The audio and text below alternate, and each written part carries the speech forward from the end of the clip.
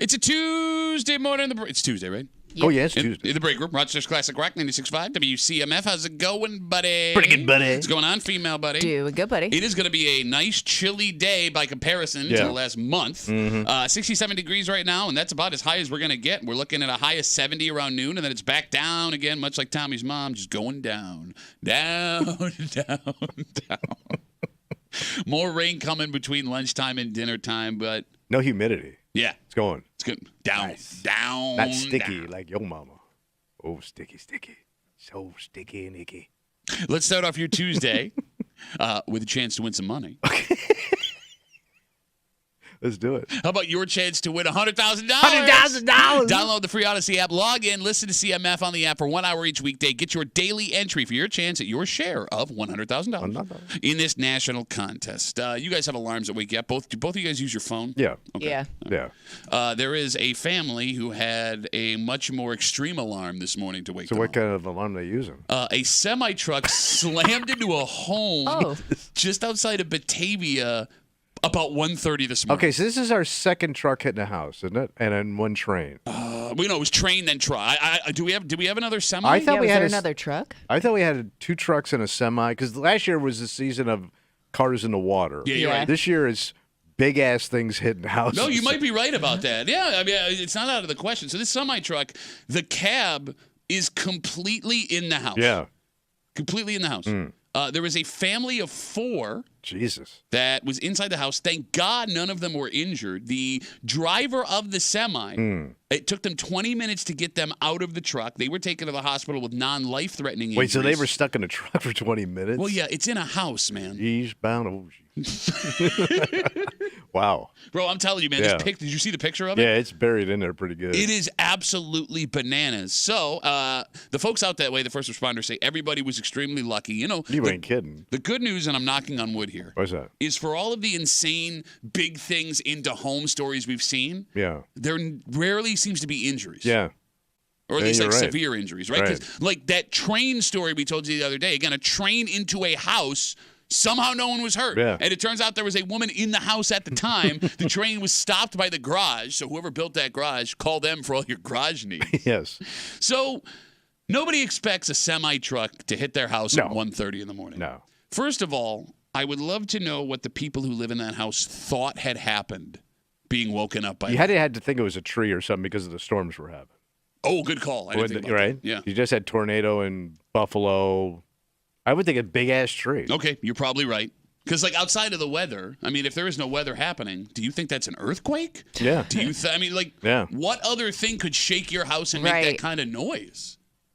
Because you wouldn't imagine a truck has driven into your house, unless. Because I'm even looking at this. It's not like it's a house on a corner. Yeah. It looks like it's just in a Where neighborhood. where it would be susceptible to something like that. Yeah, like the one we saw with the train. Granted, the train is supposed to say on the tracks, right? Like that Right. was That's the rule. close and like around a corner. This is just straight. The second question becomes, Yeah. how long of a grace period do you get from the obligations of your regular life when a semi hits your house at 1:30 in the morning? So, like, if it's my house, Yeah. gets hit, like, how long can I take off of work? and Well, stuff yeah, like so that? let's say it says it's a family of 4, so let's assume Yeah. they have kids that are teenagers, so maybe people in their 40s, 30s, 40s, 50s, Yeah. right? At what point can your boss say, hey, we need you back at work? How many days until they can say that? I mean, if your house is really effed up, Yeah. you're going to need at least a week. 7 days. Well, don't forget, you got to deal with the insurance company, Okay.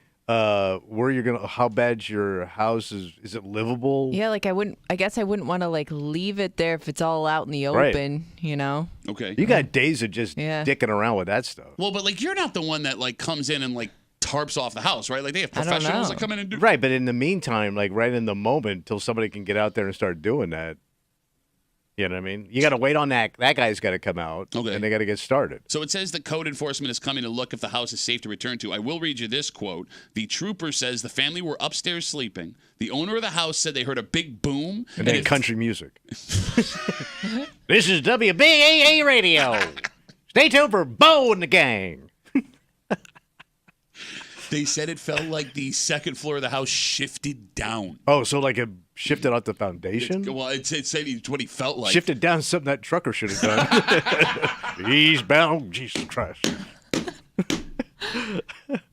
But like, bro, could you imagine? Because like, you don't know what happened. You felt like the house has moved. Yeah. Now you have to get out of bed and walk. Yeah, downstairs. Hoping you're not gonna like. I would just. The house is gonna collapse. I would freeze. I would absolutely freeze. You know what you might think too? Like something exploded in your house. Oh yeah. You know what I mean? Like like something went terribly wrong. Like it was a house problem. Yeah, but when gas lines explode, you usually don't see any house lines. No, No, you're it's right. like splinters.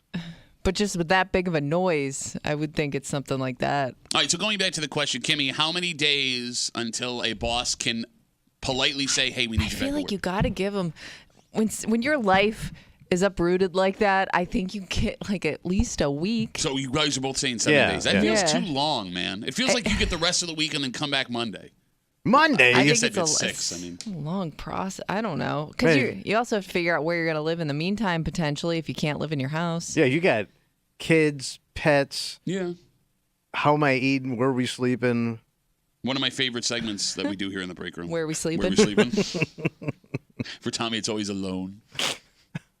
I don't know, man. Like, I think you're overestimating the grace period, and maybe the bosses would be cool with a week. I feel like the pressure that we put on ourselves, like the average human being, you wouldn't want to take the rest of the week off to get that done. But sometimes you just can't. I mean, somebody has to be there when people are coming in and out to do stuff around your house. Like one of you have to be there. Well, they can't be the freaking dumbass kids. Well, then next week you can spend your time looking for a new job because you're fired, you lazy ass bum. I mean, you're both lazy people. You admit that, right? Yeah. Yeah. Okay, so I mean, like maybe your takes are bad takes. No, I pull up a lounge chair, crack one open, and watch the boys do the work. So I can remember, there was one year, like, all these hurricanes hit Florida at once. And my sister's neighbor, like, their roof collapsed on the house. Hey. And there was more hurricanes coming, so they couldn't do anything. And, like, they had to live basically in their yard because they had to keep an eye on the house and there was nowhere to go. Like, and they lost their jobs. I mean, after a while, crap. yeah, it was bad. And they got divorced because it's a disaster. No kidding. I mean, think about that. You can't go anywhere. Yeah, By the way, you don't have any money, and the insurance doesn't walk in and just hand you cash and go, we'll take care of you, man. I am curious, 252 WCMF. Again, we're talking about this story happened just outside of Batavia a few hours ago. At 1:30 in the morning, a semi-truck slammed into a home in Oakfield. Good news. Yeah. Everybody was on the second floor, the family of 4. They were asleep. Everyone is okay. The driver was stuck for 20 minutes. He was taken to the hospital with not life-threatening injuries. But this house, holy crap, it looks like they built a semi out of the side of the house. Yeah. Like, that's how deep this truck was inside the house. To folks that have been through stuff like this before, where your home wasn't livable. Yeah. Does insurance automatically put you in a hotel? Depends what kind of insurance you got. Does the Red Cross jump in? Or is it one of those things where you figured out and they cover a portion of it or something? Your insurance? So that's what I'm wondering, right? Yeah. Like if I have to front money to go live somewhere, not everybody has that Right, kind that's of what I'm cash, saying. Like it could be. scratch. I mean, unless you can go stay at somebody's house, like if your parents. Well, you wouldn't have to pay for tonight, though, right? You're not going to go to sleep again after a semi hit your effing house. Yeah. But you're gonna have to get your stuff out of it. You got to get somebody's got to go back in that house and get your clothes. Well, but here's Pack the thing: it up. you can't until they go check it out. All right, so now you have no trowel. Yeah, And trowelless. You're trowelless. Your child's crying. Dog needs a walking. One needs a hugging, one needs a spanking, and one's on the way. Yeah, you guys sleep in pajamas, right? Yeah. I sleep in boxer shorts, Okay. t-shirt. Because I sleep naked.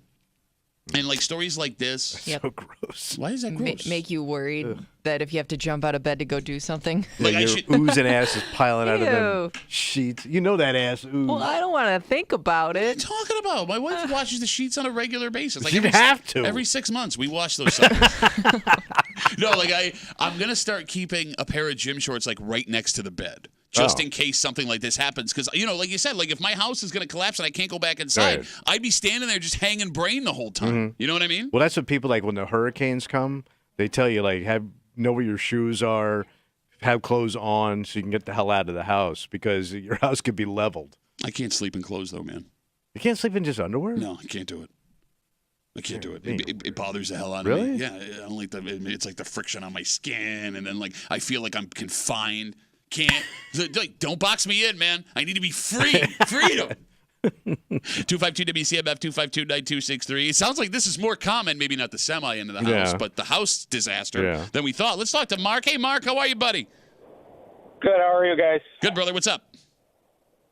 So I had a car go into my living room completely while we were away at the time, but we got woken up at 2 a.m. to the sheriff calling us. Wow. Saying that there's a car in the living room. So to answer a couple of your questions, the insurance company does respond pretty quickly. They offered to put us up immediately. We had an issue with pets and school, so we stayed in our camper for a few days while the power was still out. So our genie immediately cuts the power, and then we have to have an inspector come in to make sure that they can turn the power back on. Man. But you got good insurance. Well, luckily you had a camper. Was that your camper that you were staying in? No, you just found it, Well, I jumped don't know in if there. you stayed in somebody else's. No. We did. We were actually camping at the time, so we pulled the camper back with us, and then we just kind of keep on camping there for a week. Well, the good thing about that is you don't have to clean out the camper. That's the worst part of camping, right? Yeah. It's like, we'll just keep riding. This is actually a blessing in disguise. All right, so Mark, from house hit to everything was all better, how long did it take before you could move back in your house? So probably about a week when we felt comfortable. So they didn't clean any of the mess up until the insurance guy came to survey the area and the damage and to go with the initial thing. So for the longest time, I would say almost 6 months, we had just a tarp covering the wall until we figured out what contractor we wanted, how much money it was going to take, the time it was going to take, and so forth. So it took 6 months just to get started repairing your house? Yeah, about God damn. that. Yeah. So the big issue was my son lived above where the car entered the house, so his room was completely off limits. So he actually lived in the camper by himself. And his girlfriend. Oh, the boy was bringing him home. I wouldn't be surprised. How old was the kid? He was 15. Oh, he had his own apartment, man. You got to deep clean that camper when you're done. Yeah. We called it the bachelor pad because I'm pretty sure, it was just kind of him living there on his own. Well, Mark, I'm glad everything... I'm sorry, go ahead, buddy. It's a long process from start to finish. We had, but the insurance does come through pretty quick. They did offer to put us up into an apartment, but we had 2 dogs and we had to stay in the school district. So it was a little bit of our choice to stay in the house, but they do offer that option relatively quickly in our case. So the hardest part for these guys. What's that? The hardest part for these guys was remembering to lock the tarp every night before they went to bed. Mark, thanks, buddy. Have a good rest of the day, better man. Than anything. Yeah, take care, man. There goes Mark. You imagine 6 months, your house is just a hole. Yeah. Yeah, but you probably get used to it. I guess. You know what I mean? How about, bro? What? 15 years old, living in a camper in the driveway. That would have been awesome. He got the best deal out of all of it. I'd be telling my buddy, hey, drive your car in my living room again. That's a dad cleanup job when it's done, right? What's that? Well, going through the camper. Well, 15-year-old kid living in a camper by himself. Oh, God. I would just burn the damn thing. Like it's Woodstock. Let's take one more call, 252-WCMF again. We're talking about this semi-truck. A couple hours ago, 1:30 this morning, it drove into a home just outside of Batavia and Oakfield. The good news is everybody is safe. Yes. The bad news is this house is effed up. Yeah. Jamie's got the last word on CMF. Hey, Jamie, how are you, brother? Not bad. How you doing today? Good, Jamie. What's up?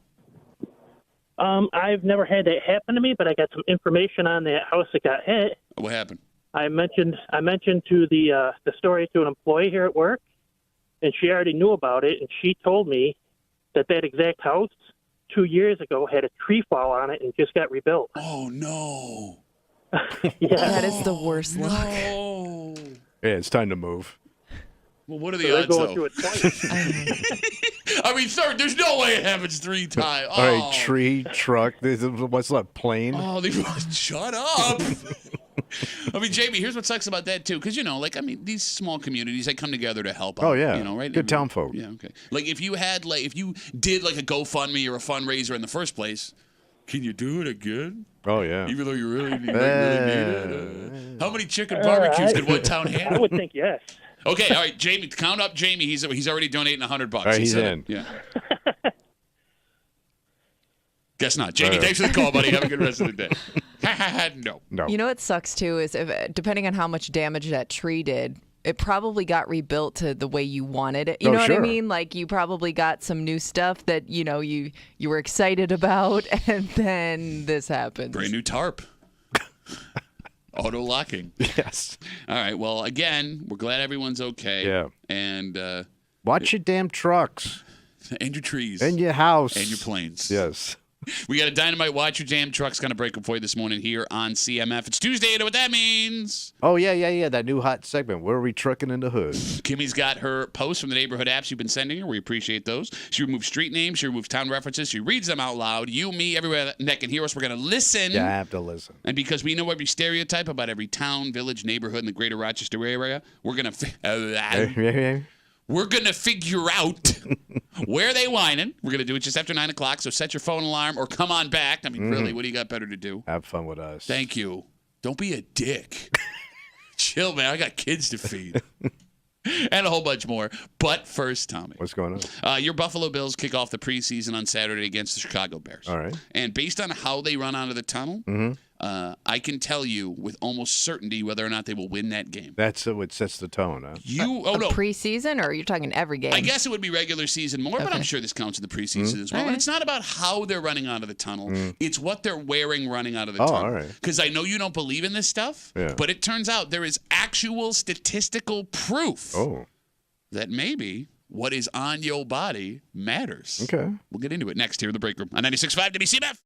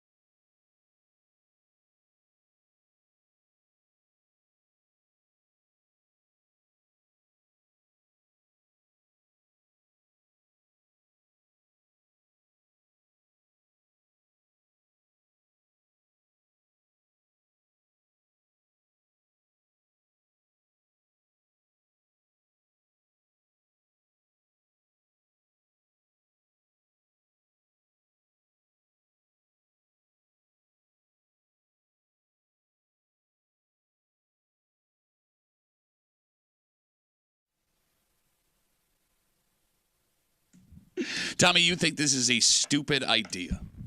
Well, the idea that outside forces can influence what happens at a sporting event. Oh, yes. And like mojo. I have data to prove you're wrong, right? Okay. I mean, this... Well, if you got the data, bro.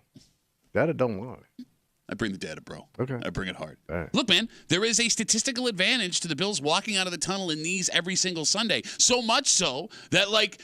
the games they've been away from the Super Bowl might have been covered if they had been wearing these. So what is this magical garment? You're hanging out in the break room, Rochester's Classic Rock 96.5, WCMF. Just after 6:45, bad news, the roads are a hell of a lot more dangerous right now than they were just a little while ago. What happened to the roads? Well, we're going to tell you what AAA says we're all doing, and they say it's unprecedented. So we're doing it. Oh, we're all doing it. Well, but that's the problem. Everyone thinks everyone else is doing it, but they're not doing it, but we're all doing it. We'll get to it just after 6:45 here in the break room on CMF. In front of us, I have a study. Yeah. And it shows the Bills' winning percentage based on what jerseys they are wearing. Okay. So, fun fact, the Bills have the highest winning percentage wearing all red. All right. So they're red jerseys, red pants with their white helmets. All right. They have an .833 winning percentage, meaning they win over 80% of their games when they are wearing all red. So is that a home look or is that an away look or does it matter? Most of the time it's home. Okay. Sometimes they'll wear red on the road if the team doesn't. Is that always? Why do I feel like that's a Thursday night thing? It started as a Thursday night thing. Okay, and so it's not always Thursday. Not they're always. Playing? Okay, not I didn't know always. if that had something to do with it. Sometimes it's Thursdays. Okay. The Bills are just over 700 wearing their white jerseys, meaning they win their game 70% of the time. And surprisingly, their worst winning percentage over the last 5 seasons is with the blue. The standard look. Yep, just a touch under 700 winning percentage, which means for every 20 games the Bills play, or about 1 season plus playoffs, if the Bills wore their red jerseys every single game based on this data, they would average 2 to 3 more wins per season. Damn. That gets you into the championship. That's what I'm saying. Kimmy, you believe in stuff like this? I mean, it's fun too, but I don't want to get my hopes up just because they're wearing a certain colored jersey. Explain to me then why these jerseys would have such a better winning percentage. I don't know. Maybe they're feeling more jerseys. confident. Look good, play good. Works for Tiger Woods on Sunday. It does. Well, it did for a while. Red shirt tie. Well, yeah, no, he's back. It's red from the blood coming from the stitches now. Do you believe that the jersey determines whether or not you will play better? No. But I'm guessing there's a lot of degenerate gamblers that hear this and would factor that in when they're dropping some money.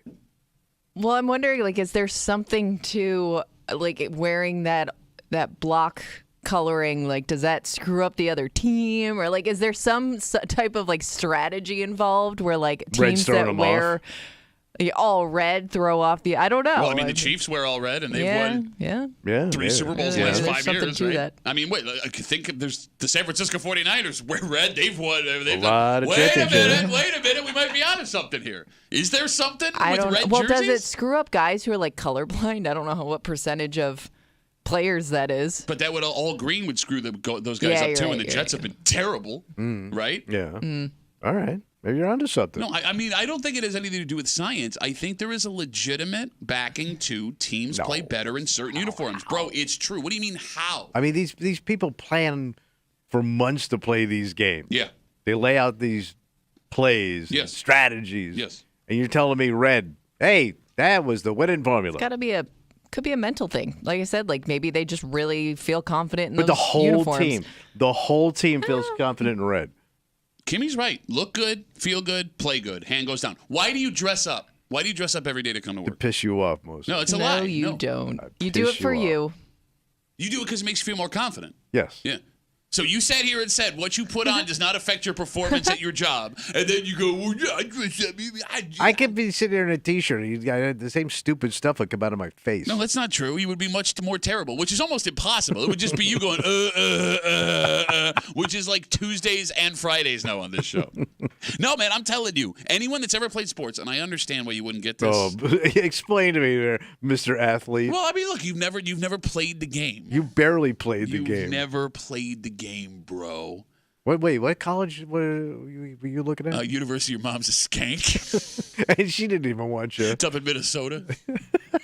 No, man, I'm telling you, like, everybody that has ever played high school sports, college sports, whatever, like, you had your little things that you put on because it made you feel better. But it doesn't really work. I think it does. I know, like, hockey players are notoriously, like, everything has to be the same way every time. Yes. But it doesn't mean anything. Okay. Tell that to the guys that win. I'll tell it to their faces. No, you wouldn't. I don't know anyway. 252-WCMF, 252-9263. A new study over the last 5 years, the Bills have the best winning percentage by far when they wear their red jerseys. Over 80% of their games are wins, 833 winning percentage. Second place with the white jerseys. And shockingly, their home blues are their worst record over the last 5 years. But if you factor in what these numbers mean, for every 20 games the Bills play, they're winning 2 to 3 more games on average when they're wearing their red jerseys if they wore them for the whole season. 252-WCMF. Let's talk to Glenn. Hey, Glenn. How are you, brother? Hey, how you doing? Good, buddy. Hey, listen, so those red jerseys, those are the Color Rush uniforms, right? Yes. Yeah, so they only wear those, what, once a year? They use that 2 to 3. It depends on who they're playing, Glenn.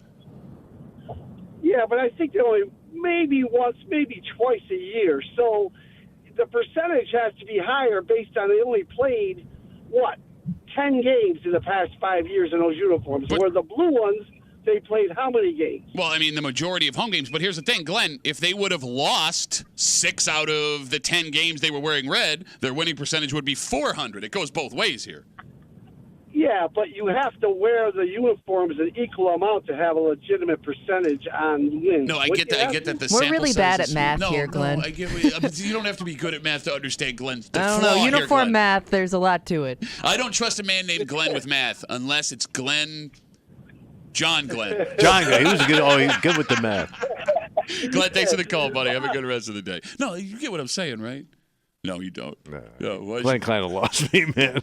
Glenn Klein lost. I just wanted Glenn to shut up. By the way, this look good, feel good, play good would also apply. You know, the Bills their second highest winning percentage were in white over the last 5 years. Their throwback standing Buffalo jerseys are also white jerseys. You know, the one with the standing old school Buffalo? Yeah, the old. Yeah, that would explain why maybe they play the worst in blue because they get excited for new stuff they don't normally get to wear. I'm telling you, it matters. It matters. Well, but think about the old days. They never did any of this stuff, right? No. They just had their standard uniforms and grimy looking, gross colors. Yeah. And it probably didn't. It probably was the same percentages, man. Well, yeah, because there wouldn't be anything to differentiate. No, I'm thinking like it didn't make any difference. Well, you wouldn't know because they only had their homes and aways. I know. Shut up. What kind of argument is that? Me and Glenn know. Glenn comes in and makes a dumb argument. You come in and make a dumber argument. Change it. Put on a red. We're going to win. Where's John Glenn when you need him? 252-WCMF, 252-9263. Okay, so there could be reasons other than just wearing the red that the Bills have the highest winning percentage in their red unis. For example, Kimmy, the Bills tend to wear their red unis in primetime games more often than not. Okay, yeah. Right? And the Bills, the last 5 years, have played phenomenal in primetime. Not so much last year, but the 4 years before that, right? So do the Bills play better under the bright lights of primetime national TV? Or do the red jerseys make them play better when they wear them in primetime? So does primetime make them step up or the red in primetime make them step up? That's the question. All right. What do you think? I'm going to say the pressures of primetime. Yeah. So the primetime affects them. Yeah, you know, everybody's watching. Okay. It's you're wearing red. That special under the lights feeling, especially at home. And this is the team that the only reason you're getting these primetime games is because of the guys on the field. Yes. I mean, you made that happen. Yes. Before you didn't get anything. Sure. It isn't like it was gifted to you. What's your point? They earned it. They earned those primetime games because they were that good. It changed. So I'm thinking that more than anything, the confidence of knowing like you got these games because of how good you guys are now, not because you're Dallas or the Giants. You know, the Giants. Well, you know, like New York gets everything or L.A. just because they're big markets. Like you earned it. No, I mean that's a good theory. Pride. It's not as good as the red jersey theory. No, I think I just cracked your code. You cracked my code, man. This ain't even my data, man. It's data somebody else did, man. 252-WCMF. The Bills have the highest winning percentage in their red jerseys, which proves what you wear matters. Mike's on CMF. Hey, Mikey, how are you, buddy? Hey, Duffy, I just want to get ahead of your red jersey theory here because I know how down the rabbit hole you can get. The Cardinals have been wearing all red for about a decade now, and I'm pretty sure they haven't gone over 500 in 10 seasons. Well, that actually blows up Tommy and Kimmy's theory because they said it was the color that was throwing other people off. So you proved my theory, Mike. All right, buddy. Long time listener. Thanks, buddy. There goes Mike. Oh, well, it's not as fun as I thought it was going to be, so I'm going to leave now. Look, man, I'm telling you, I think I bet you, the majority of the guys on that Bills roster at Fisher this morning believe what they put on matters. Because, Kimmy, you can back me up on this. They're also kids.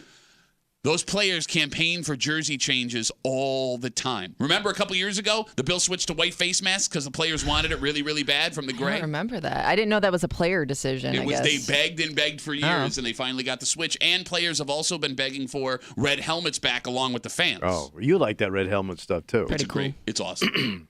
Because doesn't Josh tease it once in a while? So he wears a different colored helmet every year to the scrimmage. It was blue the first year. He wore red last year. This year he wore a black standing Buffalo helmet. Not my favorite. It kind of looks like a college helmet. It looks like a college team's uniform. You're running out of helmets. Yeah. Right, you know what I mean? Yeah. You should do this like the original one, like the silver with just the blue numbers on the side. That'd be fun. That'd be cool. Oh, my God. Shut up. 252 WCMF. Make my whole summer. Let's take one more call. Todd's got the last word on CMF. Hey, Todd, what's up, buddy? Hey, I got a question real quick. I mean, is it the whole team that performs better? Is it just the offense? Because maybe they discern better with the, they see red or whatever. Maybe with all this, the formations and everything, and just is that possible? Is it the whole team? It's offense and defense? It's all those things. Mike. Well, Tom. Oh, I didn't realize Tommy was a Todd. Todd, Mike. Mike Todd. I love how you're getting mad at Todd when he just said everything you just said. Like, that's what you sounded like when you were talking. Well, I don't like May very much. No, I mean, Todd, it's an interesting question, right? Like, I guess we would really know the offensive points they've put up based on which jersey they were wearing. That would be able to tell us. And how much, I would, is it just the offense? You got to know that, too, because there might be something to it, the different colors. All right, Mike. You might be able to see the receiver better or something. I don't know. All right, Mike. Todd, I'm calling him Mike. His name's Todd. Look at Todd's in. Todd, thanks for the call, buddy. I'm getting rid of Mike Todd. All right, let's take a break. All right. This is not good. Oh, jeez. And like normally, because our show of data based on the red jersey discussion we just had, normally there's something underlying that you could look at the numbers and go, oh, this is why this is happening. Doesn't seem that way here. Oh. AAA says this is happening because you and me and everybody listening is being a dick. So we're jackassing. Oh, big time.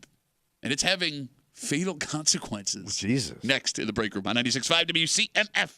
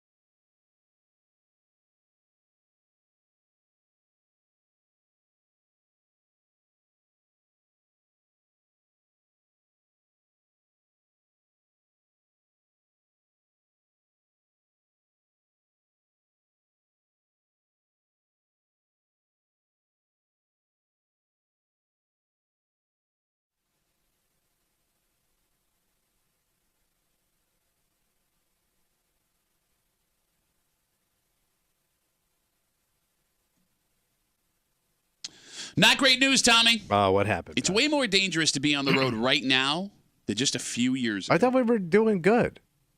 Like, I thought the traffic things were down. Well, like death. No, actually, quite death the opposite. Death up again?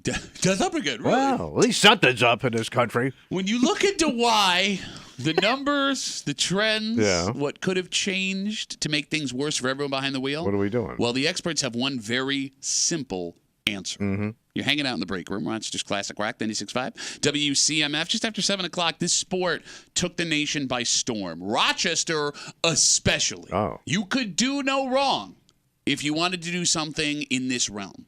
There is a Rochester iconic building that spent a fortune to change just for this. Oh, wow. And it has been a disaster. Oh, no. We'll get into it just after 7 o'clock here in the break room on CMF. Did you know? What's that? Traffic fatalities are up almost 20% since COVID. God damn. I know. Like fatalities. Yes. Traffic fatalities, whether in car or people walking on the street, they're up 20%. That is according to a national study by AAA. So what is it? Experts say it's unprecedented. That's what it is. And they dug into the numbers to figure out why this is happening. People wearing red. After all the research, AAA came to a single conclusion. Are you ready? Yeah. Mm-hmm. We're driving like dicks. So we're aggressive? Yes. We're not as patient on the road? No, risky driving is what AAA blames on all the fatalities. Jackassing. Yes.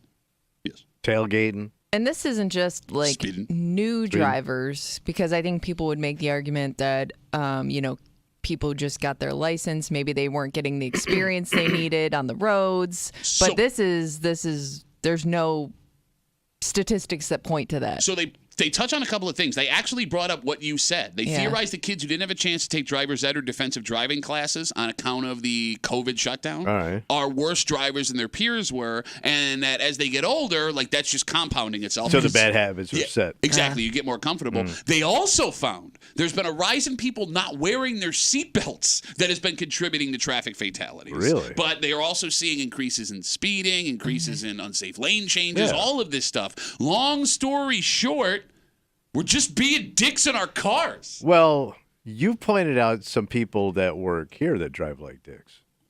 Pat did? Oh, yeah. Was I in the room for this? Oh, yeah. You told me about one person that pulls in. They're damn near on almost two wheels. 2 wheels, yeah. Breezy from down the hall. I wasn't say that. Straight like a dick. I'll say it. Straight up drives like a dick. He's right. Look out for her when she's on the road. Yeah, I'm just saying. So you pointed out somebody that's very aggressive driving. Okay, but we don't know if she changed from pre-COVID. Yeah, she could have always driven totally. like that. She seems like the kind of person who's always driven like that. I don't know. I don't. My breezy knowledge doesn't go that far back.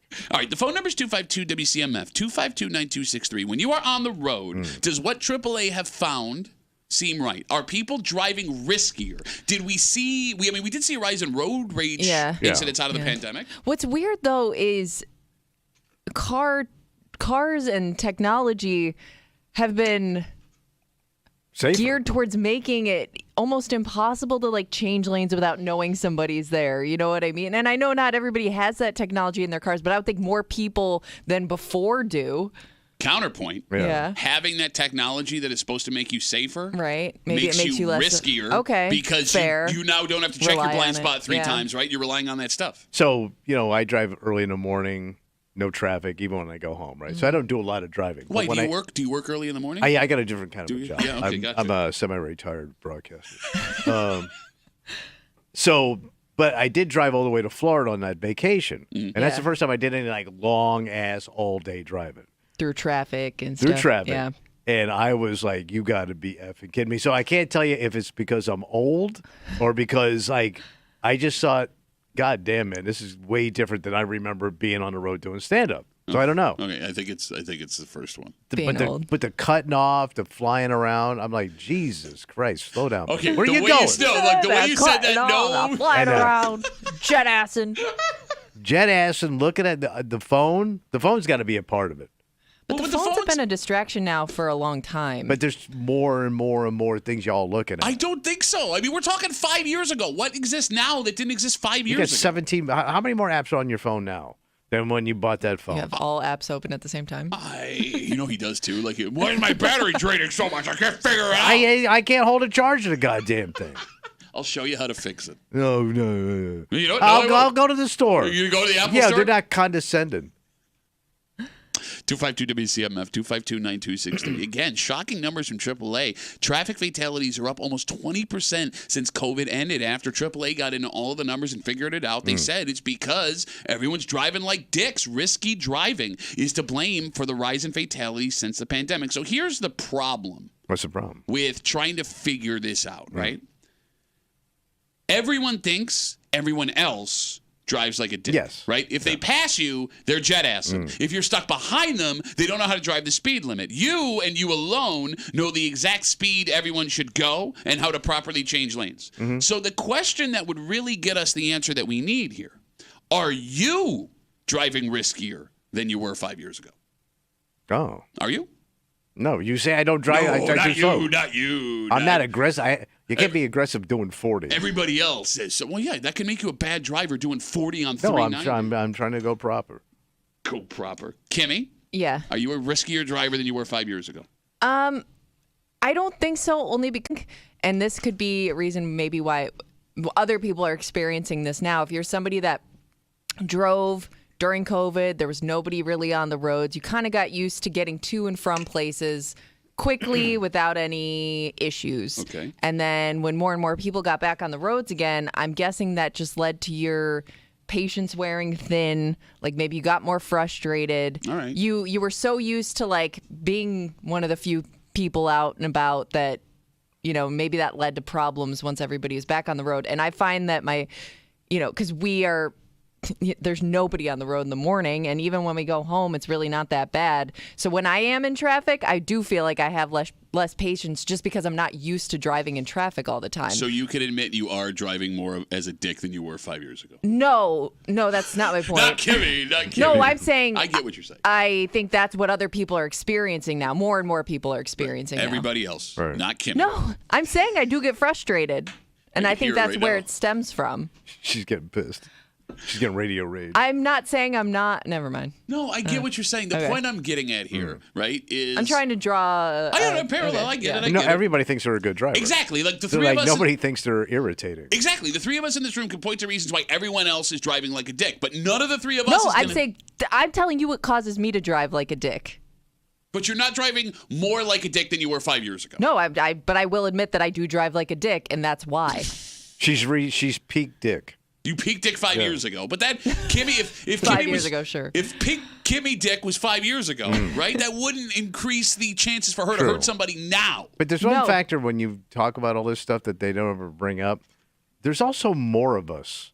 Like every year, the population grows. So if you look at the population over 4 or 5 years, the country's grown. So like when you grow a population, you also grow more asses. 5 years though? You got 5 more years of dicks growing up into the carpool lane. Think about that. Like you've increased the population of everybody. All right. You also increased the population of a-holes. Okay, So you probably have 5% more a-holes now than you did 5 years ago. Well, population-wise, have we grown here? The whole country. Not in Rochester though. Yes, we do. Have we? I thought We it. grow. I mean, people bang and make little a-holes. I mean, that'll never change till Circle the of end life, of time. everybody. The circle of a-hole. The circle of a-hole. It's the wrong song. I know. I feel like your speech here is going to end with what I'm saying is we got too many people on this planet. We got to do something about that. Well, we do. We are running out of room, and ironically, it's already sold out. Okay. Okay. It's funny though, Yeah. going back to this whole idea that everyone else drives like a dick. I don't. Most people won't even think about it. No. Will not think about it. But if you were to stop and think about it, you definitely do change how you drive based on your age, and you don't realize it until years after that change has happened. Because Tommy, you didn't always drive like a slow ass bitch. Jesus Christ. Well, I'm asking. Are we right? sure? Did you? When you were a kid, did you drive 40 miles an hour all the time? No. You live in Florida. Of course you did. You can't. You got to fly in Florida. No, everybody drives like 2 miles an hour. Yeah, but he was in Florida before it became old peopleville. Okay. Yeah. I mean, but you slowed down as you got older. Yeah, everything slows down. I find myself now taking my time more. As But I don't forget, get you older. got kids in the car, Yeah. a wife. You got it. Yeah, you got responsibilities. My priorities have changed. I mean, if I'm late, whatever. But there would have to be ways I'm also driving riskier. I just can't figure out what those ways would be. And I know it's something. I just can't see it with my own eyes. And I'm sure if you ask my wife what has changed in my driving from 5 years ago to now, she'd point out 5 things that she doesn't like. Well, you're probably way more aggravated. Because like when you come in here and talk about like if you got to go take your daughter to Fairport for hockey and you hit that 5 o'clock traffic, what the F, man? You're on edge, bro. What the F? Like what would you? Your little heart monitor's probably off the charts. I don't have a heart monitor anymore. Joke's on you. Oh, you look stupid. Sorry, Grandpa. You look dumb now. Says man who drives 40. Shut up. My valves hurt, Ma. This kind of goes along with we should make everyone take a road test every 5 years starting at 50. Okay. Well, but it's not specific to one age group, though, according to the study. I understand. And it wouldn't stop any of those issues, I don't think. Because all that's going to do you know the basics of driving. You think you could pass a road test right now? Yeah. Okay. No. Easy. No. What are you, nuts? Bro, you could. Did you fail it at all? Well, no, you took it in Florida, which is like, hey, is this chick hot? Can I get your mom's phone number? All right, here's your driver's license. So one of the things when I was a kid in Florida, you had to show the ability to drive shirtless. Kimmy, did you pass your driver's test in your first try? I did. Did we all 3 of us do it? Well, did you take driver's ed? I did not. Yeah, I did. Like you had to go sit in that car with like 3 other kids and an instructor, and it was always like a teacher from school. Like I don't even know if he qualified as a driver more than anybody else. He was just an angry dad that smoked. The gym teacher also taught history. It was probably all fine. The dude smoked in the car. In the car with you kids. Oh, yeah. What's Florida, man? All right, well, listen. I mean, now that you know that this is an issue. Yeah, beware. And maybe focus on, like, what you're doing to be a dick. I'm just saying, for the sake of everybody. So maybe, like, settle down. Yeah, that's a good call. Chill out. Fair? Yes. All right. You know, people were using this to chill out. Oh, what are they chilling with? Well, no, it was actually one of the best things you could. I mean, it was exercise, right? Oh. You were getting more social with people. It overtook America, Rochester especially. We became a hot spot nationally for some reason for this new recreational sport. People were doing it, huh? Yes, so much so that an iconic Rochester structure. Did you see this story? Well, I know where you're going because I think we were all like, yeah, man, what a great idea. We absolutely said genius. That. We absolutely said that. This is going to turn this thing around. Yeah, no. All of those things were said. Mm-hmm. All of those things were wrong. Because we sit here today. So wait, this thing's already tanking nationally? Well, no, that's just it. It's possible that this thing failing is because of mistakes they've made. All right. It's also possible, based on one number, that people are over this thing. Okay. And if that's the case, it means bigger problems for other places. And we'll get into it next here at the Break Room on 96.5 WCMF.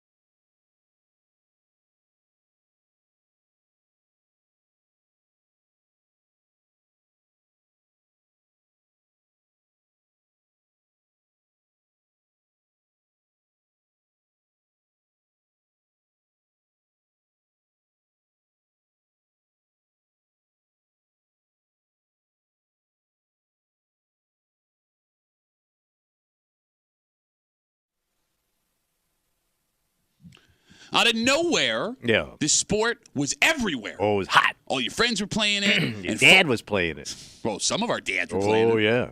People saw dollar signs, Tom. In fact, one of the iconic venues in Rochester decided they were all in on Rec League heroes spending money to come and play with them. So they completely changed the building, right, for this. Yes. It was a country club. It was a good idea. Yeah. Notice I said the word was. We said genius idea. And that's how stupid we are.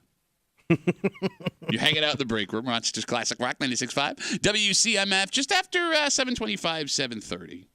I think there needs to be a change in the greater Rochester area. Change of what? Well, like one of the best parts about living in Rochester, and people have said this for years and years and years and years, there is no animal that's going to like kill you with poison. Yeah, they don't have vicious reptiles. And there aren't even really many vicious animals around here. Okay. What do we got now? Well, just here's the thing. What moved in?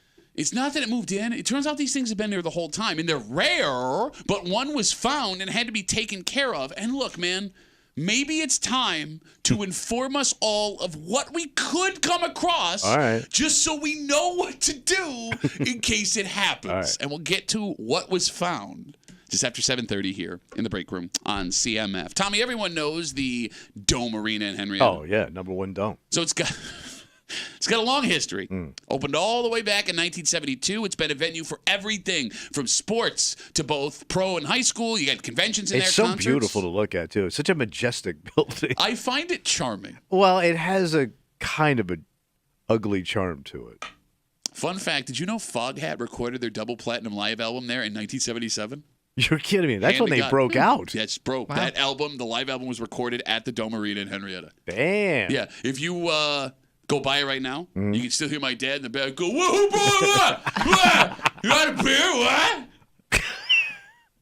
After being bought and sold and remodeled a whole bunch of times, the most recent owners had a new idea to make money. They were going to take advantage of the pickleball craze. Oh, with the boom.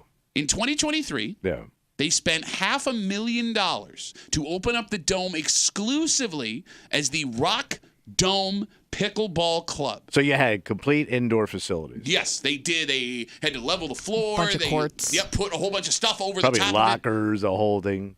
Nice. $500,000 they spent. And at the time, it seemed like a great idea. We said it couldn't miss. Yes, we called it genius idea. Multiple times. Finally, this is going to turn that Dome around. They had 2,400 people on its players list with the 12 tournament-style courts they had inside. Wait, so they had 2,400 members? No, 2,400 people on their playing list. I don't know how many people were members. I don't think you had to be a member to play, but okay. All right. It opened in November of 2023. The line had to be down the street.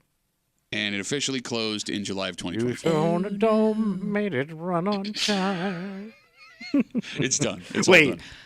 It's completely kaput. Done. It's completely So done. it never took off. It didn't even make it a year. Man, I am surprised.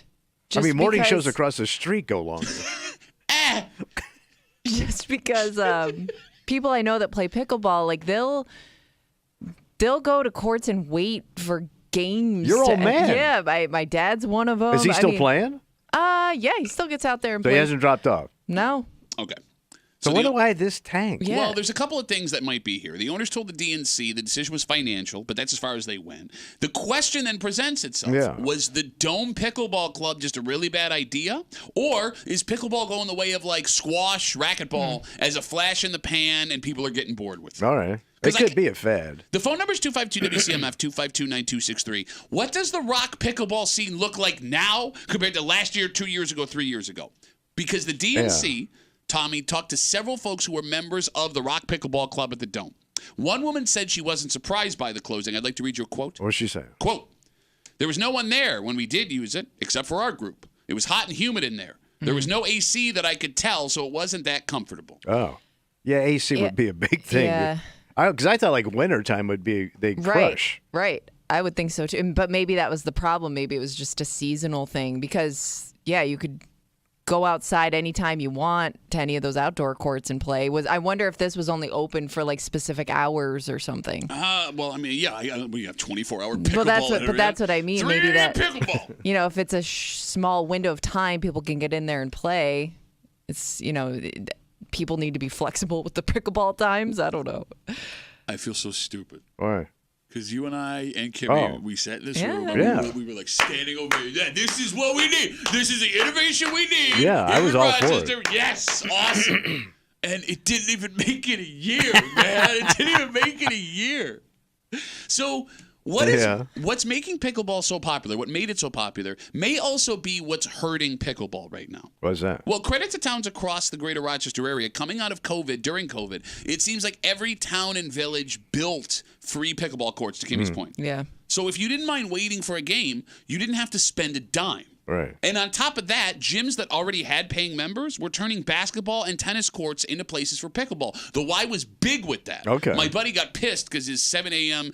open gym basketball run got turned into pickleball time. All right. So basically, there's just too much of it? Well, look, if I was already someone who went to the gym, right, or I was going to the park, why would I pay extra to go to a specific pickleball facility? On top of that, I'm sorry, Kimmy. No, you're fine. There's already a private pickleball club, Flunkin' Donkers, out in East Rochester. That's not really the name. No, it's What's like the name? Dinkers. Dunkin' Tunkers. Is it Dinkers? Stonken Dompels. What, they're Swedish? Blanchen Flumblangs. No, that's your mom. What's the name of the place? I thought it was like Dinker or something. Donkers. Dinkers. Definitely your mom. Dockers, khakis. You got to remember the other thing. People were getting hurt. Remember, like, people were really effing Turning themselves ankles, up. Yeah. Throwing backs out, shoulders. Well, that may go. I'm sorry, go ahead. To your point, it was an older. I mean, it People had a my range. age. Yeah, like there were a lot of people your age getting into it because they felt like they were still capable of that level of activity. Well, like you would see people in bandages But the walking problem out was some people pushed themselves a little too hard. and you would see people in bandages walking out of Schlampen Tumbers all the time. But you also, I'm guessing it's a big couple sport. Like husband and wives, retirees get into it. You flash I don't back to know. your first marriage when you had to do a tennis league with your ex-wife, and that's why you decided pickleball was. Every time I see it shown on TV for pharmaceutical ads, it's always a husband and wife. 252 WCMF 252-9263. The owners of the Dome Arena back in 2023 decided to take advantage of this pickleball craze. They poured $500,000 to transform the Dome exclusively into the Rock Dome Pickleball Club. It opened in November of 2023. It has shut down in July of 2024. It didn't even make it a year. The owners said to the DNC that it was financial. So, I'm sorry, go ahead, Kimmy. Well, I was going to say, I wonder, are pickleballers... Picklers?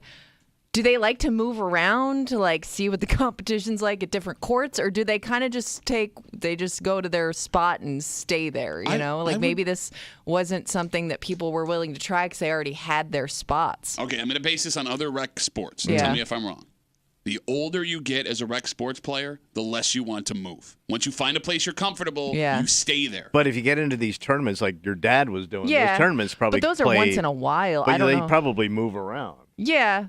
I wonder, though, how often those tournaments are held where it's worth it. Well, we're trying to figure out if this is just a really bad idea or if pickleball is now seeing a decline in popularity. And there's conflicting data on whether or not pickleball is still growing. So people are dropping off. Well, no, you did not listen to what I just looked at. There is conflicting data. Yeah, I get it. What does that mean? That means maybe it's dropping off, maybe it ain't. That would be conflicting. Sometimes you feel like a nut. Sometimes Right. So, pickleball has been the fastest growing sport in America for the last 3 years. And we've seen millions of players jump in. However, there is also data that says 5% of people who played pickle on a regular basis last year are no longer doing so. But that doesn't seem like a big number, 5%. Especially if they're being replaced by other people. Right. But, 5%, that would be 1 in 20 pickleball players that played last year are no longer playing. But those could have just aged out. Yeah, you're right. Because if you're older, these guts and grannies that are showing up. Guts and grannies? There's a lot of guts and grannies out there. They're aging out. Like let's say you started playing at 70. Yeah. 5 years ago. You're 75. Like your body ain't doing it anymore, man. I get it, and I think there ain't no Viagra for pickle. I think it goes. Well, yeah, you got to take the net down. I think it goes back to, the injuries thing you guys were talking about. Because Kimmy, even your dad hurt himself. He did. He actually, to your point about tournaments, he never got to play in his tournament, which he recruited one of my brother's friends to play with him because he went down in warm-ups. Man down. You also have to wonder out loud if a certain type of pickleball player has ruined it for some people. Oh, the aggressive dick that ruins it for everybody? Yes, the folks take it too far. Yeah, or too serious. Okay, well, you got that guy. He takes it too seriously. Right? You also have those people that go out and spend a fortune. Yeah. Right? The and outfits, the rackets, the shoes. Like, there does get to a moment, and I say this as a rec league sports hero, right? Yeah. Like, it does get to a point where you'll walk out on, like, an ice rink or a basketball court or a volleyball court or it's a pickleball not fun court. anymore. Well, not even that it's not fun. You'll look around and go, do I look like that idiot? Like, you just wake up one day. It's like being born again. Okay. You're like, wait. I don't. Really? That guy? Me? You see yourself in those other people. And you don't want to be that guy, right? The double knee brace, sweatband. Yes. Well, no, let's not knock the sweatband. Some of us sweat a lot, and sweat gets in our eyes, and you have to wear the sweatband to keep the sweat from getting in your Whatever eyes. you got to do. No, I'm just saying. I got two. I mean, you were asked if you're one of those people. You might be. The sweatband is functional. What about it's not the for arm fashion. sweatband? That's one step too far. Well, if you don't want to wear the head sweatband, you can wear the arm that's sweatband. stupid. It's what Rafa Nadal does because he doesn't want to wear the headband. Okay. He's a professional athlete. I'm just saying. Right. But as the aggressive douchebag pickle player becomes more common, Yeah, they ruin it for everybody else. yeah, why am I wasting my time being miserable? I mean, beside the pickleball thing, there's another question that comes up What's that? in this story. What happens now to the Dome Arena? Well, they still have events, don't they? No, they exclusively flip. No, they've had stuff since they put the pickleball courts in. They have? Yeah. So I think now they're doing a big used pickleball racket sale there. A ball blowout. Look, it said, I'm reading the story from DNC. Yeah. You ready? Quote, last year, Henrietta's Dome Arena, a long multi-purpose venue, was converted into a pickleball club. Yeah. So what else were they doing? I know that they've had like conventions there. They had the Rochester Fashion Week there. But don't forget, they do those home shows that we've done in the past. Well, I wasn't sure if they were still doing those garden shows. Well, I guess you could because they're just courts, so you just take the nets out and you can still use the facility. Okay, but you're not doing the pickleball there anymore. I mean, Yeah, you're not getting something out of it every day. I think they're having a Guts and Granny's reunion. Guts and Granny sounds like a band I would go see sight unseen. They open up for the Sky Coasters. I mean, go ahead, Kimmy. I am surprised though you couldn't turn it into a rec sports facility. Like you could do pickup basketball in there. I mean, you could use it for a lot more than just pickleball if you wanted. Like the Y already does all that stuff. Yeah, but you have to belong to the Y. Yeah, but I would also have to belong to the Dome. Yeah, because they got to make their money. They got to get their fees from something. I mean, if you look at just Henrietta, right? Like you have public basketball courts in every park. Yeah. You have the Rock Sports Garden, which has basketball courts in there. Yeah. You have MCC, which has stuff for the kids. Yeah, there's a lot in Henrietta. Right, yeah, so I mean, it's it's too much competition. I mean, look, let's look at it this way. You don't need another concert venue in the greater Rochester area. You've got the Blue Cross Arena. Kodak Theater is doing really, really well. It's not big enough to bring in bigger acts. And then you have the Auditorium Theater on top of that, right? Like the Convention Center downtown has a ton of space. If you want to talk sports, I think in all seriousness, what could you put in there? A hockey rink is your best move. Yeah, but you already got how many more hockey rinks? Are you sheets of ice are at a massive premium in this town, thanks to all the youth hockey and the tournaments. Genius, let's do it. What would it cost to put multiple ice rinks in there on top of your pickleball? You need one, but just one? Then that may limit you if you want to use it for other things. I don't know how much it costs to, shift that around if you want to put something on top of it. Well, no, this would be a permanent thing. Right. So you're just talking one big rink, standard rink. Yeah, I mean, do it in the wintertime, melt it in the summertime, and you could do stuff there. Okay. Outside of that. I mean, genius. I'm just... Turn it around, man. I'm thinking out loud, man. My kid plays hockey. You got high school kids that aren't starting practice till 9 o'clock on weekdays because there's not enough ice for everybody to get in on. But couldn't you put multiple rinks in there? No, it's like the Iceplex. Probably big enough for like one full size. Yeah. Oh. So like they used to play hockey there in the 70s and 80s. Yeah. And I know that. That's when the game was the game, bro. I know that because every time I would go to the Dome Arena with my dad, he would like stand in spots where he would lie about what he did with a hockey stick in his hand where the rink was no longer. But they used to have boxing matches in there. They played basketball, like professional basketball. It was a happening place in the 70s. Rochester Zeniths. Oh, yeah. I wanted to say old man stuff, too. So, Kimmy, Steve is here to make sure that it turns out we're both right and we're both wrong. Okay. About what? So, the actual dome was turned into the pickleball. Manette Hall, which is connected to the dome there, that was used for the events that they were doing. Okay. That's that side room. Yeah. Yeah. Manette Hall, which has really good pretzels, by the way. Oh. I don't know if they're still making the pretzels. Probably not right now. Time to make the pretzels. No, but like other than like we're kind of in trouble here, right, with the dome because like what purpose big could it old serve? space. Yes. Yeah. What do like, you do with it? And you know what? It feels like it's been around long enough where we have to keep it. I don't want to lose it. It's like an iconic piece of Rochester. It is, but it's not very. It doesn't look very nice. I mean, you talk about all the schools in the Henrietta area. I mean, I wonder if like MCC or somebody would want it for I don't know, college purposes. I don't know what you could do with it. That's as far as you got with your idea? I don't know. Do it for... Yeah, I got my degree at Manette Hall right next to the pretzel stand. You could turn it into some kind of rec center for college students. You know what you could put in there? What's that? Kimmy's answer to everything. Brew pub. No, because, bro, if pickleball is the biggest sport in America and that failed there, you don't want to ruin breweries, too. Massive brew pub. Like you ever been to those big German beer halls they have? There's like a huge one in Montreal. No, I have never been to a huge German beer hall in Montreal, you douche. I have, and I was hired to do stand-up comedy for vacuum cleaner salesman out of Brooklyn, New York. The most amazing part of that story, the vacuum cleaner salesmen weren't the ones that sucked the hardest in that room. It was actually your mom. God damn it. Yes! I like my idea. You Massive like your idea? German beer hall. You like your idea that you came up with? Wow. It would be huge. That would People fail. would come in from all over the country. That would be a massive failure. No. Kimmy says everybody likes the beer. Kimmy literally just said. And sausage. Beer and It's sausage. way too much space. You don't need that much space. Thank you. No, that would be the biggest one in the Northeast. Germans would come from all around. Wouldn't that be a good thing? You literally just said Have there was Germans marching into town and enjoying your beer. You literally... What could go wrong with that?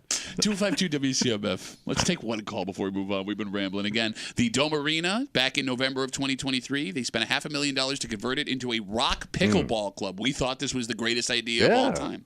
In July of 2024, less than a year later, it has been closed. It did not succeed. They said it was a financial issue. And now, not only are we trying to figure out what this means for pickleball in Rochester, what does it mean for the Dome? Oh. John's got the last word on CMF. Hey, Johnny. How are you, buddy? Hey, how are you? You were talking about the Dome Arena. Good use of it would be to put ice in there. That when that dome was built, that was what it was originally built for. It was supposed to be a hockey arena, and they never ever put ice in it. And that's when they built Manette Hall, and that had ice in it for years. Yeah, but it wasn't for hockey. They just kept dropping the ice machine when they were moving it. No, it was for hockey. Not really. I was joking. No, you're wrong about that one, I'm Pat. sorry. John, no ice machine. John, thanks for the call, buddy. Have a good rest of the day. Wasn't actually the ice machine. It was for the hockey. Yeah, hockey. Let's take a break. All right. For years and years and years, we've heard over and over again, one of the best parts about living in Rochester, animals that won't kill you. Yeah. Right? Right. It ain't Florida. And then the last couple of years, we discovered by accident that it turns out the entire time, although only a handful, there are animals that can kill us in Rochester. It's nothing you have to worry about on a daily basis, although it is something that these folks had to worry about over the weekend. So they stumbled upon something? And the state had to step in and take care of it because you and Kimmy and me and everyone listening, we don't know how to deal with these things because we were never taught. All right. And I think it's time we start to have that conversation. Okay. We'll get into it next here in the break room on 96.5 WCMF. But first...